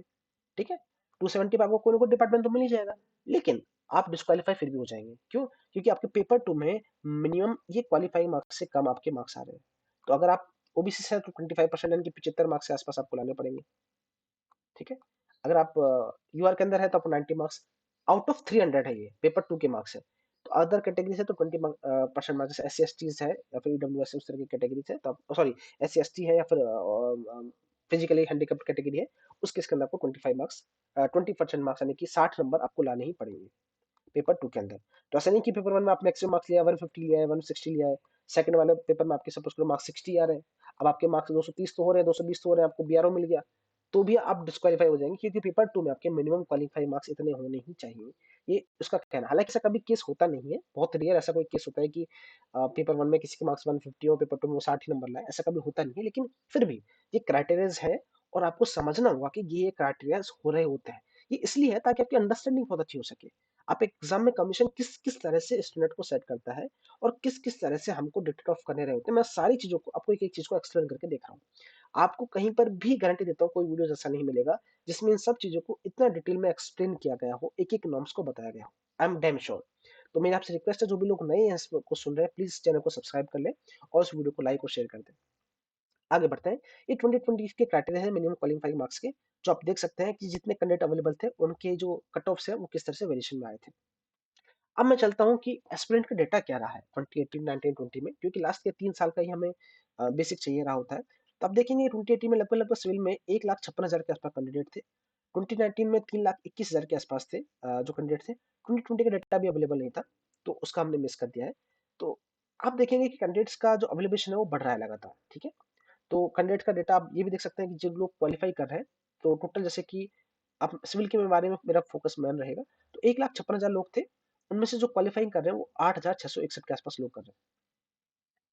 ठीक है, टोटल 1 लाख में से जो पेपर जिन्होंने वन क्वालिफाई किया है, मैं उसके बारे में बात कर रहा हूँ, बाकी किसी से मतलब ही नहीं है। तो जो लोग अपियर हुए हैं, ठीक है, 1,56,000 8 लोग अपियर हुए, मैं 1,56,000 ही उनको अगर मैं मान के चलूँ, तो आप देखेंगे कि 8,681 लोग ही उसको क्वालिफाई कर चुके हैं। तो अगर मैं इसका एक बेसिक रेशियो भी देखूं, तो लगभग आप देखेंगे कि 5% के आसपास शायद निकल के आ रहा होता है, 4 से 5% के आसपास निकल के आ रहा होता है। ठीक है, तो आप देखिए कितने कम लोग ही इसको क्वालिफाई कर पाते हैं पेपर वन को। तो आपको अपने आप में प्राउड होना चाहिए कि आप, जैसे कि ये 3,21,000 कैंडिडेट ने पेपर दिया था, 3,21,000 में से आप 4,000 लोग ही सेलेक्ट हो रहे होते हैं। तो यहाँ पे आप परसेंट निकलेंगे, 2.5% जैसे आसपास निकल के आ रहा होता है, शायद 2.5 से 3% के आसपास निकल के आ रहा होता है ये परसेंटेज। इतने कम लोग ही प्री पेपर वन को क्वालिफाई कर रहे होते हैं। फिर पेपर वन से पेपर टू की तरफ जा रहे होते हैं, ऑलमोस्ट 50% के आसपास वेरिएशन करता है, अगेन वेरिएशन करता है, लेकिन फिर भी 50% के आसपास पेपर टू को क्लियर करने वाले लोग रहे होते हैं। ठीक है, ये हमारा 50% लोग हैं जो पेपर को क्लियर कर रहे होते हैं यहाँ से यहाँ तक।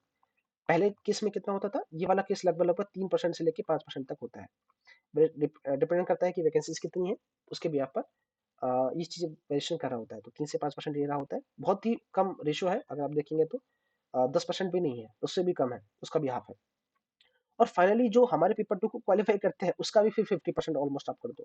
50% तो क्या, बल्कि और से और ही कम कर दो, मैं कहूंगा कि 40% के आसपास कर दो।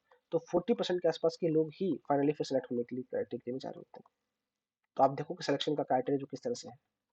तो जितने लोग अपियर होते हैं उसका 3% के आसपास प्री क्वालिफाई करते हैं, और जो प्री क्वालिफाई करते हैं उसका 50% के आसपास पेपर टू क्वालिफाई करते हैं, और जो पेपर टू को भी क्वालिफाई करते हैं उसमें से 40% ही फाइनल सिलेक्शन को ले रहे होते हैं।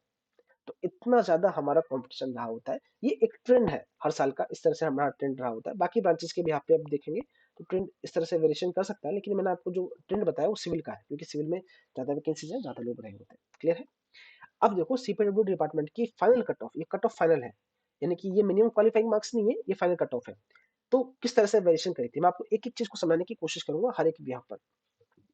देखो, आप देखेंगे जनरल में जो सीपीडब्ल्यू का ट्रेंड है पिछले 16 17 18 19 20 यानी कि 5 सालों का ट्रेंड ऑलमोस्ट मैं देखने की कोशिश करूंगा, क्योंकि ओबीसी का ट्रेंड जनरल से लगभग -10 मार्क्स के आसपास रहा होता है। और जो इसका ट्रेंड रहा होता है हमारा ओबीसी से एससी एसटी का लगभग लगभग 30 मार्क्स के आसपास का वेरिएशन इसमें चल रहा होता है। वेरिएशन ज्यादा भी हो सकता है, लेकिन ऑन एवरेज 20 से 30 मार्क्स रहा होता है।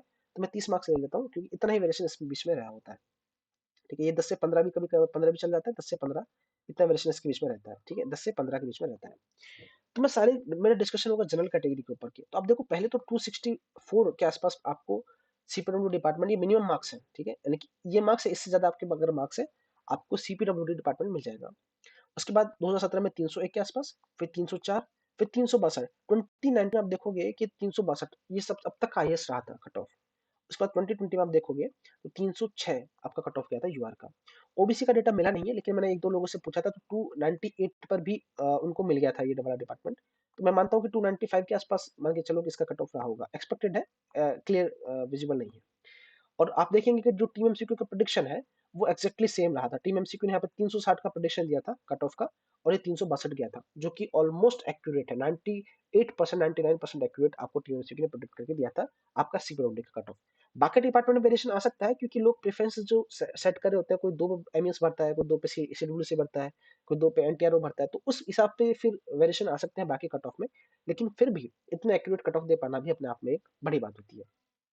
तो आप देख पाते हैं कि ओबीसी का, एससी का और बाकी कैटेगरी का भी कट ऑफ जो है इतना प्रीवियस ईयर में रहा था। ठीक है, वैकेंसीज मैंने आपको बता दी है, आप जाकर के देख सकते हैं, क्योंकि वैकेंसीज के बिहाफ पर कट ऑफ का जो क्राइटेरिया है वो इस तरह से रहा होता है। एमईएस डिपार्टमेंट की बात कर लेते हैं कि एमईएस डिपार्टमेंट का जो फाइनल कट ऑफ है, selection cut off after DV के बाद जो मेरिट लिस्ट आ रहा होता है, वो कट ऑफ कितना रहा होता है। तो जनरल का 246 पे 2016 में आप देखोगे कि 2016 में 246 मिल जाता था, 2017 में 289 गया है, 2018 में ये गया है 284, 2019 में एमईएस था नहीं, इसलिए 2019 का डेटा अवेलेबल नहीं है, और 2020 में 277 के आसपास रहा था। आप इसको देख सकते हैं। अच्छा, 2019 में आप ये देखेंगे कि ये जो ज़्यादा जाने का रीज़न है वो भी यही है कि 2019 में एमईएस था नहीं, ठीक है? तो ये भी एक बहुत बड़ी वजह है, क्योंकि एमईएस जब डिपार्टमेंट नहीं था तो सारे लोगों का प्रेफ़रेंस फर्स्ट, सेकंड यही था, उसके बाद फिर सीडब्ल्यूसी और बाकी कमीशन सारे होते थे। तो सारे लोग इसी की तरफ भाग गए। जैसे एमईएस इंट्रोड्यूस हुआ 2020 में अगेन, तो 2020 में वापस से कट ऑफ कम हो गया। मैं ये नहीं कह रहा कि केवल यही रीज़न है, मैं कह रहा हूँ कि एक ये भी एक रीज़न है, ठीक है? दोनों में फ़र्क है। तो आप देख सकते हैं ओबीसी का कट ऑफ जो भी रहा होगा आपके जनरल से लगभग लगभग 10 नंबर के आसपास का वेरिएशन है। उसके ब्याह पर ये वेरिएशन चल रहा होता है, हालांकि कभी कम ज्यादा भी रहा होता है, कभी 8 नंबर भी रहा होता है, कभी 12 नंबर भी रहा होता है, लेकिन ऑन एन एवरेज 10 नंबर का आपको वेरिएशन मिलता है जनरल से ओबीसी के कट ऑफ में। मैं आपको सारे आइडिया दे रहा हूँ कि आपके जितने मार्क्स हैं, आप जिस भी कैटेगरी के अंदर है, तो आपके मार्क्स से आपको कौन कौन सा डिपार्टमेंट मिल सकता है, प्रीवियस ट्रेंड क्या है, इस बार का ट्रेंड क्या हो सकता है, आपको हर एक चीज का लॉजिकल आइडिया लग जाना चाहिए। ठीक है, आप देखो कि एससी में और ओबीसी में जो फर्क रहा होता है वो लगभग लगभग 20 मार्क्स का रहा होता है। और ये मैं हर एक चीज को इसलिए बता रहा हूँ क्योंकि आप ये देख सकते हैं कि कोई भी चीज मैं बोल रहा हूँ वो हर एक चीज डेटा के बिहाफ पर बेसिस है। हालांकि देखो यहाँ पे 30 का ऑन ऑन एवरेज डिफरेंस आ गया था, 25 मार्क्स का डिफरेंस आ गया था, और यहाँ पे जो डिफरेंस है वो ऑन ऑन एवरेज 10 मार्क्स का ही है। वेरिएशन हो सकता है, लेकिन फिर भी 20 मार्क्स के आसपास का ओबीसी और एससी में फर्क रहा होता है। ठीक है, तो जनरल से 10 मार्क्स का डिफरेंस ओबीसी में आपको लेकर के चल रहा होता है। यानी कि अगर मैं कहूँ कि सीपीडब्ल्यू की कट ऑफ अब आप देखो, जनरल कैटेगरी में सीपीडब्ल्यूडी की कट ऑफ यहाँ पे 306 के आसपास है, ठीक है। और वहीं पर 2020 में एमएस की जो कट ऑफ है वो 277 के आसपास है, 277 के आसपास है। आप देखो गैप कितना है, लगभग लगभग 30 मार्क्स का गैप है डिपार्टमेंट में, ठीक है। यानी कि अगर आपके मार्क्स जो सीपीडब्ल्यूडी की मिनिमम कट ऑफ है उससे 30 मार्क्स के आसपास अप्लाई करते हैं, चांसेस है कि आपको एमएस मिल जाएगा। ये इसको बताने का पर्पज मेरा ये था। 2017 में आप देखोगे तो 2017 में 301 मार्क्स के आसपास था। यहाँ पे आप देखोगे तो 289 मार्क्स के आसपास, यानी कि लगभग लगभग ज्यादा फर्क नहीं है, 15 मार्क्स के आसपास का फर्क है। लेकिन मैं आपको मान के चलूंगा 30 मार्क्स सेफ आप लेकर चलो, कि 30 मार्क्स के आसपास का अगर वेरिएशन, 20 मार्क्स आप लेके चलो ज्यादा एक्यूरेट कट ऑफ के लिए, तो 20 मार्क्स के आसपास का अगर वेरिएशन तो आप एमएस में आप जा सकते हो, ठीक है। और जो यूआर का जो भी आपका मार्क्स बन रहा होता है उसमें लगभग लगभग 10 मार्क्स माइनस कर दो ओबीसी के लिए, और ओबीसी से 20 मार्क्स लगभग लगभग माइनस कर दो आप एससी के प्रोडिक्शन के लिए कि कट ऑफ का वेरिएशन क्या हो सकता है। उसके इर्द गिर्द प्लस माइनस 5 मार्क्स में कट ऑफ वेरिएशन सारा घूम रहा होता है। पिछले 4 साल से तो हम यही देख रहे हैं, जो आप भी देख पा रहे होंगे। लास्ट में जैसे बीआरओ रहा होता है, डिपार्टमेंट है तो बीआरओ क्या हो, तो 2018 में 261 चलने लगा था, 2019 में गया और 2020 में 264.13 पे बीआरओ मिल गया था। और मैं जो सारे मार्क्स बता रहा हूँ ना, ये आउट ऑफ 500 है। मैं फिर बता रहा हूँ पेपर 1 पेपर 2 मार्क्स है ये, आउट ऑफ 500 सबका डिस्कशन कर रहा हूँ, क्लियर है। ओबीसी के लिए आप फिर वही प्रोडिक्शन जो मैं बता रहा था, मैं आपको वही 10 से 15 मार्क्स आप माइनस कर लो, और यहाँ पे आप लगभग लगभग 15 से 20 मार्क्स आप माइनस कर लोगे, तो आपको ये जो एससी का कट ऑफ है वो आपको देखने को मिल जाएगा। वेरिएशन भी आ रहा होता है 20 से 25 मार्क्स का, लेकिन आपको ये ट्रेंड देखने को मिलेगा। तो आप इस तरह से देख सकते हैं, अगर मैं एक साल को कंपेयर करके देखूं ऑन एन एवरेज डिपार्टमेंट में क्या क्या वेरिएशन चल रहा है, तो मैं 2020 का ही कंपेयर करता हूँ क्योंकि रिसेंट है। तो 306 मार्क्स कट ऑफ किया था, 306.76। इसके बाद अगर आपके मार्क्स है तो आपको सीपीडब्ल्यूडी मिलने लग गया था। 277 मार्क्स अगर आपके रहे होंगे तो आपको एमईएस मिलने लग गया था। और अगर 260 मार्क्स आपके रहे, 264 मार्क्स से ऊपर आपके रहा है तो बीआरओ आपको मिलने लग गया था। इसके बाद आपको बीआरओ ले सकते हो 264 के बाद में। ये मिनिमम कैंडिडेट, ये कैंडिडेट का मिनिमम मार्क्स है जो उसने गेट किया था, ठीक है। तो अगर आपके मार्क्स 264 प्लस थे 2020 में तो आप बीआरओ ले सकते थे। अगर आपके मार्क्स 277 से ऊपर है तो आप एमएस, और अगर 306 से ऊपर है तो आप सीपीडब्ल्यूडी ले सकते हैं। तो ये क्राइटेरिया रहा था लगभग कट ऑफ का। बेसिक में कंपेयर करूं, लगभग से फर्क है एमए और सीपीडब्ल्यूडी में, कई बार 20 मार्क्स का फर्क रहा होता है, और बीआरओ और एमएस में 10 मार्क्स के आसपास का फर्क देखने को मिलता है। कभी कभी 15-20 मार्क्स का भी देखने को मिलता है, लेकिन ऑन एन एवरेज इस तरह का वेरिएशन देखने को मिलता है। ये कट ऑफ का ट्रेंड है पिछले साल का। अब देखो कि अवेलेबल डिपार्टमेंट कौन कौन से हैं हमारे इस बार के लिए। तो हमारे पास इस बार टोटल 8 डिपार्टमेंट अवेलेबल है। मैं एक एक करके सबको डिटेल में डिस्कशन करने वाला हूँ। कोई भी चीज को आपको छोड़ूंगा नहीं कि आपको कोई भी चीज छोड़ करके मैं सीधा स्किप करके आगे बढ़ गया। एक एक चीज बताऊंगा कि कौन सा डिपार्टमेंट्स क्या क्या काम करता है, उनमें प्रमोशन क्राइटेरिया क्या क्या है, उनमें पर्क्स फैसिलिटीज क्या क्या, सैलरीज क्या क्या है, ताकि आप जब अपना प्रेफरेंस ऑर्डर भरेंगे आपको समझ में आएगा कि आपको कौन सा डिपार्टमेंट आपकी प्रायोरिटी पर लेना है और कौन सा डिपार्टमेंट आपको नीचे लेना है। क्लियर है? देखो स्टार्ट करते हैं, वन बाय वन आपको स्टार्ट करते हैं। पहला तो बॉर्डर ऑर्गेनाइजेशन है जिससे सब लोग फेमिलियर होंगे। तो बॉर्डर ऑर्गेनाइजेशन हिल एरियाज के अंदर पोस्टिंग रही होती है, ये इसकी सबसे बड़ी डिसएडवांटेज है। आप सोशली डिस्कनेक्ट होते हैं अपने फैमिली से, फ्रेंड से, रोड से, ऑफ ट्रैक कनेक्टिविटी से। और मोस्ट ऑफ द ऐसे एरियाज रहे होते हैं जो डेवलप नहीं होते, उन एरियाज पर आपको लोकेशन मिल रहा होता है। ये बॉर्डर ऑर्गेनाइजेशन आपका ये सबसे बड़ा डिसएडवांटेज मिल रहा होता है। हालांकि ट्रेवलिंग अलाउंसेस इसमें एक्स्ट्रा मिल रहा होता है तो सैलरी पर्क्स फैसिलिटी ज्यादा मिल रही होती है, लेकिन लोग इसको इसलिए कम प्रेफर करते हैं क्योंकि अपनी लाइफ को वो एंजॉय नहीं कर पाते। सेकंड थिंग, यहाँ पे प्रमोशन भी सबसे ज्यादा डिले प्रमोशन बीआरओ के अंदर ही होता है। लगभग लगभग 15 साल लग जाते हैं आपको प्रमोट होने के अंदर, बहुत ज्यादा टाइम लगता है आपको जेई से ये बनने में, फिर कहीं की प्रमोशन होने में आपको सबसे ज्यादा टाइम भी यहीं पे लगता है। तीसरी चीज, आप अगर बीआरओ के अंदर है, आप तैयारी नहीं कर सकते हैं, स्टेबिलिटी नहीं होती है, और आपको रेयर ही होगा कि आपको कभी होम लोकेशन आपको मिल जाए, वरना हमेशा आपको रिमोट एरियाज पर ही प्रीफर करेंगे, भेजेंगे वो लोग। इसलिए इस लोग इस डिपार्टमेंट को कम प्रेफर करते हैं। अगला आता है सीपीडब्ल्यूडी, हर एक इंसान इससे फेमिलियर है। पहली चीज तो वर्कलोड बहुत ज्यादा रहा होता है। आज के टाइम पे देखिए पिछले 4-5 सालों से वर्कलोड बहुत बढ़ गया सीपीडब्ल्यूडी के अंदर। तो वर्कलोड बहुत ज्यादा है, लेकिन फैसिलिटीज क्या है कि होम लोकेशन में आपको सीपीडब्ल्यूडी डिपार्टमेंट मिल जाएगा। जो आपका रीजन रहा होगा उस रीजन के बिहाफ पर सीपीडब्ल्यूडी रहा होता है, क्योंकि वर्क्स बहुत चल रहे होते हैं। तो सीपीडब्ल्यूडी आपको अपने नियर बाई रीजन में आपको डिपार्टमेंट मिल जाएगा। लगभग लगभग कहा जाता है कि 6 से 8 साल में यहाँ पे प्रमोशन हो जाता है। ठीक है, वेरिएशन करता है, लेकिन लगभग लगभग आपके थर्ड टेन्योर में, एक टेन्योर लगभग लगभग 3 साल का रहा होता है, तो आपको जैसे थर्ड टेन्योर फिनिश कर रहे होते हैं तो आपको जैसे ही प्रमोशन आपको मिल जाता है सीपीडब्ल्यूडी डिपार्टमेंट के अंदर। क्लियर है? इसके अलावा ब्रांड वैल्यूज है, हाईली रिकॉग्नाइज्ड है, तो इसलिए इसका फेम और नेम ज्यादा है, इसलिए लोग इसको फर्स्ट प्रेफरेंस देते हैं। अगला है central water and power research station. देखो central water and power research station water conveyance facilities, dam designing, उनके स्टोरेज डिस्चार्ज फैसिलिटीज को कंट्रोल और इंटेक्ट करने का काम कर रहा होता है। उसकी रीडिंग कितना है, उसका डिस्चार्ज कितना है, उसका ग्राफ्स वगैरह आपको बनाने पड़ते हैं। 2 से 3 घंटे का काम रहा होता है हर दिन का। लेकिन ग्राफ्स लेबर जो बाकी आपके नीचे काम कर रहे होते लोग रहे होते हैं, उनका अटेंडेंस लेना करना, ये सब चीजें आपको सुपरवाइजर को भेजने रही होती है। लगभग लगभग आपको टोटल स्टेशन से देखना पड़ता है कि यार लेवल कितना है, पानी का कितना कम हुआ है, वो सब चीजें रिपोर्ट बनानी होती है। और लगभग लगभग एक वीक में 1 से 2 बार ये टोटल स्टेशन वगैरह का यूज करके आपको ये सब चीजों को देखना रहा होता है। बेसिकली हर दिन आपको रीडिंग लेनी रही होती है और आपको ये रिपोर्ट ऊपर की तरफ भेजनी होती है। जो भी आपके ऊपर आपकी पोस्ट पर रहे होते हैं सुपरवाइजर, उन लोगों को आपको ये पोस्ट रिपोर्ट भेजनी होती है। ये central water power research station का काम रहा होता है। अगर सेंट्रल वाटर कमीशन, तो अच्छा central water power research station के अंदर देखा गया है कि लगभग लगभग यहाँ से 8 से 9 साल में प्रमोशन हो जाता है। 8 साल 9 साल में प्रमोशन आपको देखने को मिल जाएगा। ठीक है, तो ये भी एक अच्छा डिपार्टमेंट है आपको फ्यूचर वर्क को एग्जीक्यूट करने के लिए और अपनी नॉलेज को काफी ज्यादा ब्रॉड करने के लिए। आगे आता है सेंट्रल वाटर कमीशन। तो सेंट्रल वाटर कमीशन शुरू के 3 साल तक आपको रिमोट एरियाज पर ही पोस्टिंग देगा, क्योंकि जो भी रिवर्स रहे होते हैं, जो भी हमारे रिजर्वर्स रहे होते हैं, वो मोस्ट ऑफ द सिटी से आउटडेटेड रहे होते हैं, जो हमारे कैनाल्स रहे होते हैं। तो उन्हें डिस्चार्ज क्या है, उनका आरएल क्या है, उनकी मेंटेनेंस है, उनका सप्लाई है, किस तरह से बिहेवियर है, कहाँ कहाँ पर सप्लाई देना है, कहाँ पर रोकना है, उस तरह की रीडिंग वगैरह लेना करना सीडब्ल्यूसी के अंदर रहा होता है। शुरू के 3 साल 4 साल आपको थोड़ा सा रिमोट एरियाज मिल सकता है, लेकिन उसके बाद आपको होम लोकेशन मिल जाएगा। बहुत स्टेबल और ट्रस्टिफाइड जॉब है। जो भी लोग सुकून की नौकरी करना चाहते हैं, जो लोग आगे प्रिपरेशन करना चाहते हैं यूपीएससी इंजीनियरिंग सर्विसेज गेट के लिए, या फिर अपने आप को अपग्रेड करना चाहते हैं सिविल सर्विसेज के लिए, वो लोग सारे इस डिपार्टमेंट को प्रेफरेंस ज्यादा दे सकते हैं, क्योंकि यहाँ पे थोड़ा सा स्टेबिलिटी ज्यादा है कंपेयर टू एमईएस और सीपीडब्ल्यूडी। और स्टेबिलिटी ज्यादा है, लेकिन सीपीडब्ल्यूडी में आपको वर्कलोड ज्यादा तो है, लेकिन आपको जो स्टेबिलिटी है वो सीडब्ल्यूसी से भी ज्यादा है। ठीक है, तो ये सेंट्रल वाटर कमीशन का काम है। प्रेफरेंसेस क्या है मैं आगे डिस्कस करूंगा, पहले डिपार्टमेंट्स क्या क्या काम करते हैं वो मैं आपको बता देता हूँ। मैंने पूछा था कुछ कुछ लोगों से, तो कहानी यही है कि 6 से लेकर 8 साल में आपको यहाँ पे प्रमोशन मिल जाएगा, तो जो कि अच्छा है, काफी हद तक अच्छा है बाकी डिपार्टमेंट्स की कंपेरिजन में। 6 से 8 साल में आपको थर्ड टेन्योर में 9 साल में आपको J2A प्रमोशन तो मिल ही जाता है।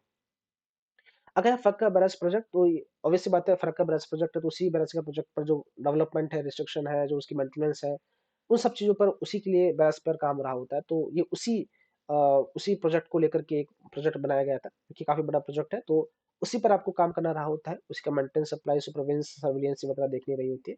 तो ये इस प्रोजेक्ट का काम रहा होता है। यहाँ पे कोई स्पेशल लोग जाते नहीं है, तो प्रमोशन का कोई क्राइटेरिया फिक्स नहीं है, पता नहीं है। लेकिन फिर भी हाँ, आप एक्सपेक्ट कर सकते हो कि 10 साल के अंदर आपको प्रमोशन मिल जाएगा, लगभग लगभग J2A का प्रमोशन आपको मिल जाएगा। नेक्स्ट है मिलिट्री इंजीनियरिंग सर्विसेज। तो मिलिट्री इंजीनियरिंग सर्विसेज में लगभग लगभग 9 साल से आपको प्रमोशन मिल जाता है। मिलिट्री इंजीनियरिंग सर्विसेज में आपको मिलिट्री के लिए कुछ पॉसिबिलिटीज मिल रही होती है एक्स्ट्रा, जैसे कि उनके सर्विलेंस, उनके land road, drainage, electricity supply, उनके लिए कैंट बनाना।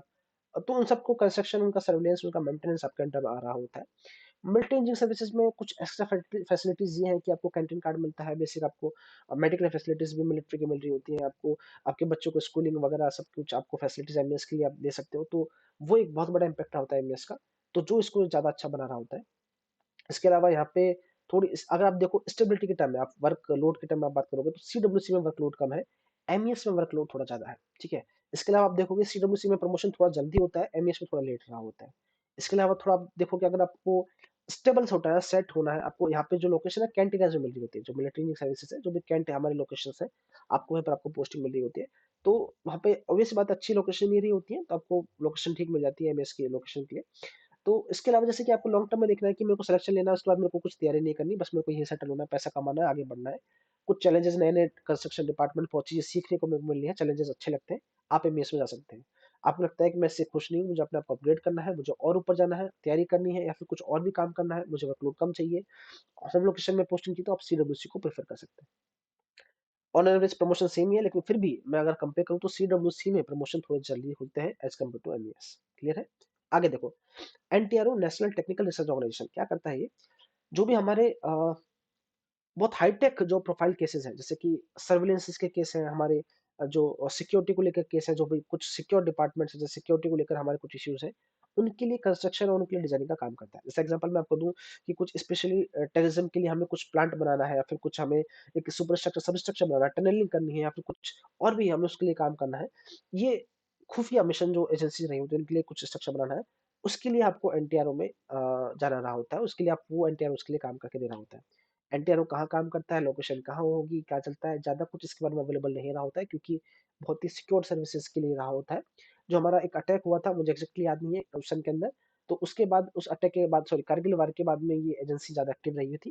तो एक्शन लिया गया था कमीशन में कि एक ऐसी एजेंसी होनी चाहिए जो हमारे कुछ टेम्पररी या फिर परमानेंट स्ट्रक्चर बना सके, और हमें जब जरूरत हो क्विकली हमारे लिए हाई स्टैंडर्ड के स्ट्रक्चर्स को या फिर कंस्ट्रक्शन को बनाकर हमें दे सके। तो उसके लिए एनटीआरओ जो ये ऑर्गेनाइजेशन है तब एस्टेब्लिश किया गया था। अगला ministry of port shipping and waterways, तो मोस्टली आपको अंडमान और जो हार्बर ग्रुप्स लक्षद्वीप का है, वहीं पर पोस्टिंग मिलती है।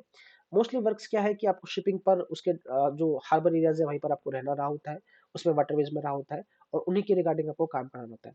काम का प्रोफाइल क्लियर कभी भी नहीं है, अलग अलग लोगों ने अलग अलग ही बोला है, तो मैं इसके बारे में एग्जैक्टली कमेंट करके आपको बता भी नहीं सकता कि आपको एग्जैक्टली वहाँ पे क्या काम करना रहा होता है। लेकिन फिर भी बहुत मोनोटोनस जॉब है, क्योंकि आप पानी से घिरे हुए रहते हो, आपको वहीं पर ही लोकेशन जो आपकी रही होती है, जॉब लोकेशन वही रही होती है। तो स्टार्टिंग में अच्छा लगता है, लेकिन ऑन अ टाइम आपको मोनोटोनस फील होता है, क्योंकि अब लोगों से मीट आपका कनेक्टिविटी कम हो जाती है। जैसे बीआरओ है, आपको रोड वगैरह ही दिख रहे होते हैं चारों तरफ, सुनसान लोग चीजें उस तरह से। फिर मिनिस्ट्री ऑफ पोर्ट्स और शिपिंग है, जहाँ पर वाटरवेज आपको चारों तरफ से दिख रहा होता है। कनेक्टिविटी थोड़ी सी रोड की और लोगों से थोड़ा सा इंटरेक्शन कम रहा होता है। तो ये डिपार्टमेंट्स का वर्क्स है। प्रमोशन क्राइटेरिया दोनों के डिसाइडेड नहीं है। एनटीआरओ कभी भी बताता नहीं है कि अपना प्रमोशन कब कब वो देता है, क्योंकि इसके बारे में ज्यादा इन्फॉर्मेशन अवेलेबल नहीं है। लेकिन फिर भी मान लेते हैं कि 8 से लेकर 9 साल में प्रमोशन हमें मिल जाता है, और यहाँ पे भी लगभग लगभग 9 साल में प्रमोशन आपको मिल जाएगा, J to A का प्रमोशन आपको देखने को मिल जाता है। तो ये सारे प्रमोशन क्राइटेरिया हमारे रहे होते हैं। इन सब बेसिस पर हम देख सकते हैं कि हमारे किस किस तरह से क्या क्या डिपार्टमेंट्स काम कर रहे होते हैं, कितने कितने सालों में प्रमोशन हमें देखने को एक्सपेक्टेड मिल सकता है। और ये प्रमोशन के ईयर्स 1-2 साल फ्लक्चुएट कर सकते हैं, depending upon the person to person and their degree highest qualification. अब आता है कि सेफ स्कोर क्या है इस बार का एमसीक्यू एनालिसिस के ऊपर। तो ये हाईएस्ट सेफ स्कोर है, यानी कि इससे ऊपर कट ऑफ नहीं जाएगा, ठीक है, जो एनालिसिस हमारा हुआ था।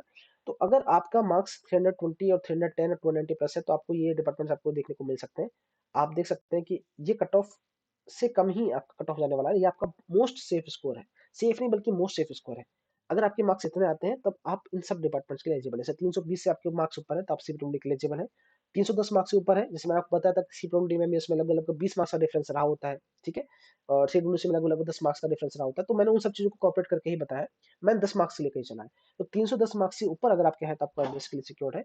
और 290 प्लस आपके मार्क्स हो रहे हैं, 280 प्लस आपके मार्क्स हो रहे हैं, ये सारे कैटेगरी यूआर के लिए है, ठीक है, यूआर के लिए मैं डिस्कशन कर रहा हूँ। आपके मार्क्स तो आप बीआरओ और एनटीआरओ के लिए एलिजिबल हो सकते हैं, आपको डिपार्टमेंट मिल जाएंगे। तो ये सारे क्राइटेरिया है, ये सारे डिस्कशन है कट ऑफ के बिहाफ पर। अब बात ये आएगी कि हमको ये पता कैसे लगेगा हमारे मार्क्स कितने आ रहे हैं, उन सब चीजों पर मैं डिस्कशन करने वाला हूँ, समझने की कोशिश करते हैं। इस बार जितना मैंने देखा है कि पैटर्न तो 2019 के आसपास का ही रहा था, लेकिन लोगों का जो अटेम्प्ट है वो 270 मार्क्स का ही है। 270 मार्क्स आउट ऑफ 300, मेंस की मैं बात कर रहा हूँ, पेपर नंबर 2 की, ठीक है, इनका अटेम्प्ट है। और मैंने मेजरली ये देखा है कि 270 आउट ऑफ 300 में दो कैटेगरी के लोग निकल के आ रहे होते हैं, ठीक है, कैटेगरी 1 और कैटेगरी 2। कैटेगरी 1 कौन सा है? कैटेगरी 1 में वो लोग हैं जिन्होंने 270 अटेम्प्ट किया, 270 का एक्यूरेटली अटेम्प्ट किया, उसके बाद उनके कुछ भी गलत नहीं है, उन्होंने थ्योरी अच्छे से लिखी है, उन्होंने न्यूमेरिकल अच्छे से किया है, सब कुछ अच्छे से किया है। तो क्या होगा, अब देखो कि इसके अंदर 110 मार्क्स का तो थ्योरी था, और 160 मार्क्स का न्यूमेरिकल था, क्लियर है। मैं मान के चलूँ कि 160 मार्क्स में से आपको 50 से 60 मार्क्स थ्योरी में मिल जाएंगे, वर्स्ट टू वर्स्ट केस के अंदर मैं मान के चलता हूँ कि 60 मार्क्स आपके मान के चलता हूँ मैं, 60 मार्क्स आपको यहाँ मिलेंगे, और 160 मार्क्स आपको यहाँ मिलेंगे। तो 220 के आसपास आपका स्कोर रह सकता है, जब सब कुछ आपका बेस्ट गया हो।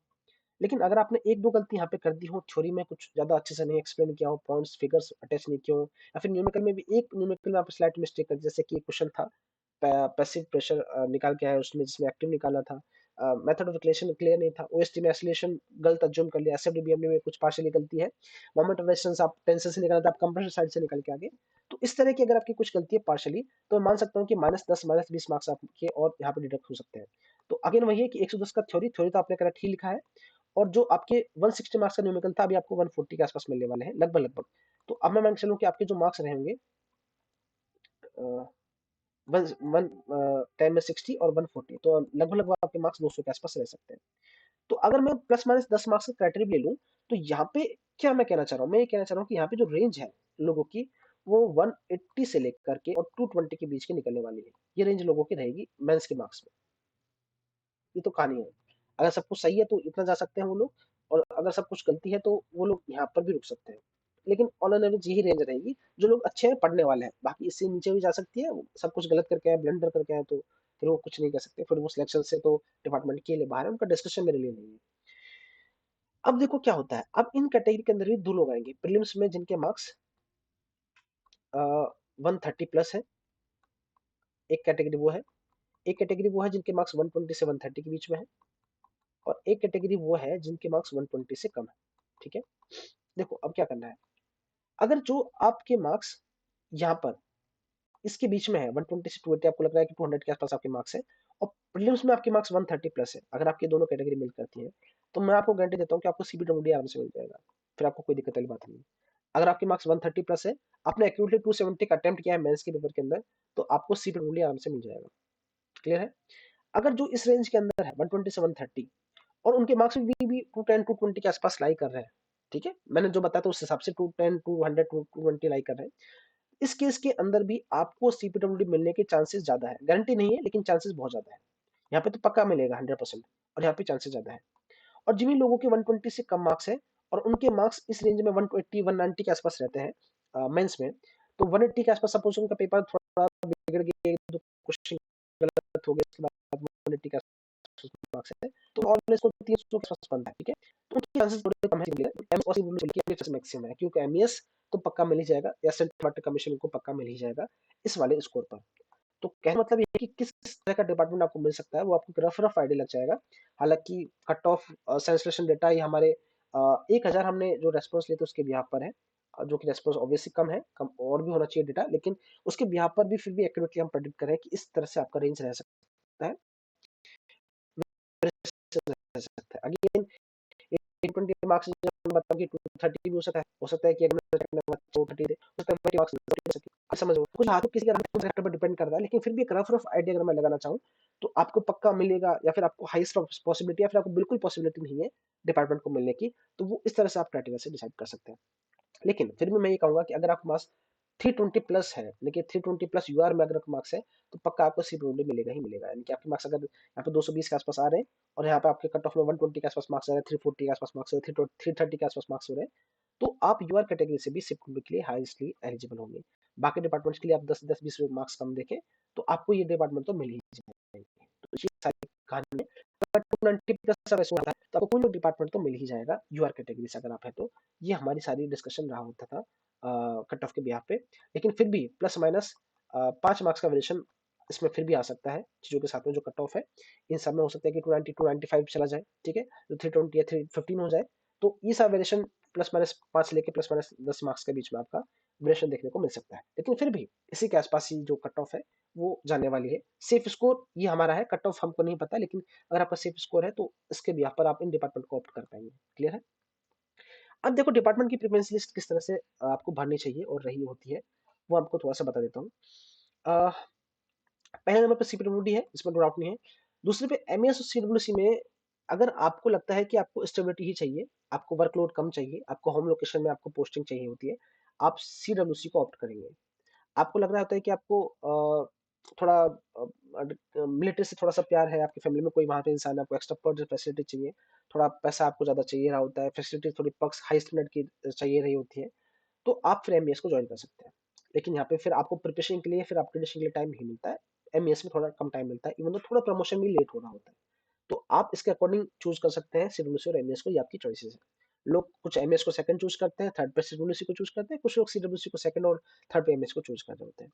अगला सेंट्रल वाटर एंड पावर, जिससे मैंने आपको बताया कि ये भी नियर बाई टू सीडब्ल्यूसी ही है, लेकिन थोड़ा सा इनमें आर&डी वर्क थोड़ा सा एक्स्ट्रा जुड़ रहा होता है, उनके बेसिस पर थोड़ी आपके पास पावर थोड़ी सी कम रही होती है।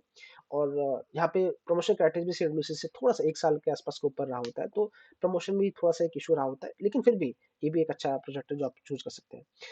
इन दोनों के केसेस के अंदर ये आपकी चॉइस से फर्क है, बराज को कोई ऊपर रखता है नहीं रखता। ये इसके ऊपर है कि जैसे कि शिपिंग में आपको वाटरवेज वगैरह ज्यादा मिलते हैं, कनेक्टिविटी आपको शिपिंग पर भी रहना पड़ सकता है, उसके इसके अंदर कोई इसको ऊपर रखता है, जिसको मजा आता है ये करना पसंद है तो ऊपर रख सकता है, जिसको नहीं पसंद, स्टेबिलिटी ज्यादा पसंद है चीजों को कनेक्ट कर पाना, तो वो इसको ऊपर रख के इसको नीचे रख सकता है। ये आपस में चेंज हो सकते हैं लोगों के अपने अपने रिक्वायरमेंट के हिसाब से। एनटीआर को नीचे रखेंगे क्योंकि जो आपका मिशन है, चीजें हैं, वो थोड़ी सी आउट ऑफ द मोड में चल रही होती है, ठीक है, एनटीआर से, तो मैं कोशिश करूंगा उसको नीचे रखें। लेकिन अगर आपको पता है कि चैलेंजिंग जॉब आपको पसंद है, आपको इस तरह के स्ट्रक्चर में काम करना, एजेंसी के लिए काम करना, आपको कुछ चैलेंजिंग और मॉडिफाइड काम करना, सर्विलेंस का काम करना पसंद है, तो आप इस पोस्ट को प्रेफरेंस को ऊपर भी रख सकते हैं, ये आपके अकॉर्डिंग है। और बीआरओ को आप सबसे लास्ट में रखेंगे तो बेस्ट है, ये क्योंकि इसके स्टैंडर्ड भी थोड़े ज़्यादा है, मेडिकल स्टैंडर्ड जैसे मैंने आपको बता भी दिया था, कितने हाई और रिच रहे होते हैं। और जो लोकेशन है वो भी इतने रिमोट एरिया से रही होती है कि आप खुद भी परेशान हो जाएँगे। तो ये मेरे अकॉर्डिंग एक डिपार्टमेंट की प्रेफ़रेंस लिस्ट है, जिसमें वेरिएशन आप फिर भी अपने अकॉर्डिंग देख सकते हैं। So this was Vaibhav Sharma for listening this message and all the variations. Thank you for listening me. Thanks for your love. Kindly subscribe and do to join the channel. Thank you very much.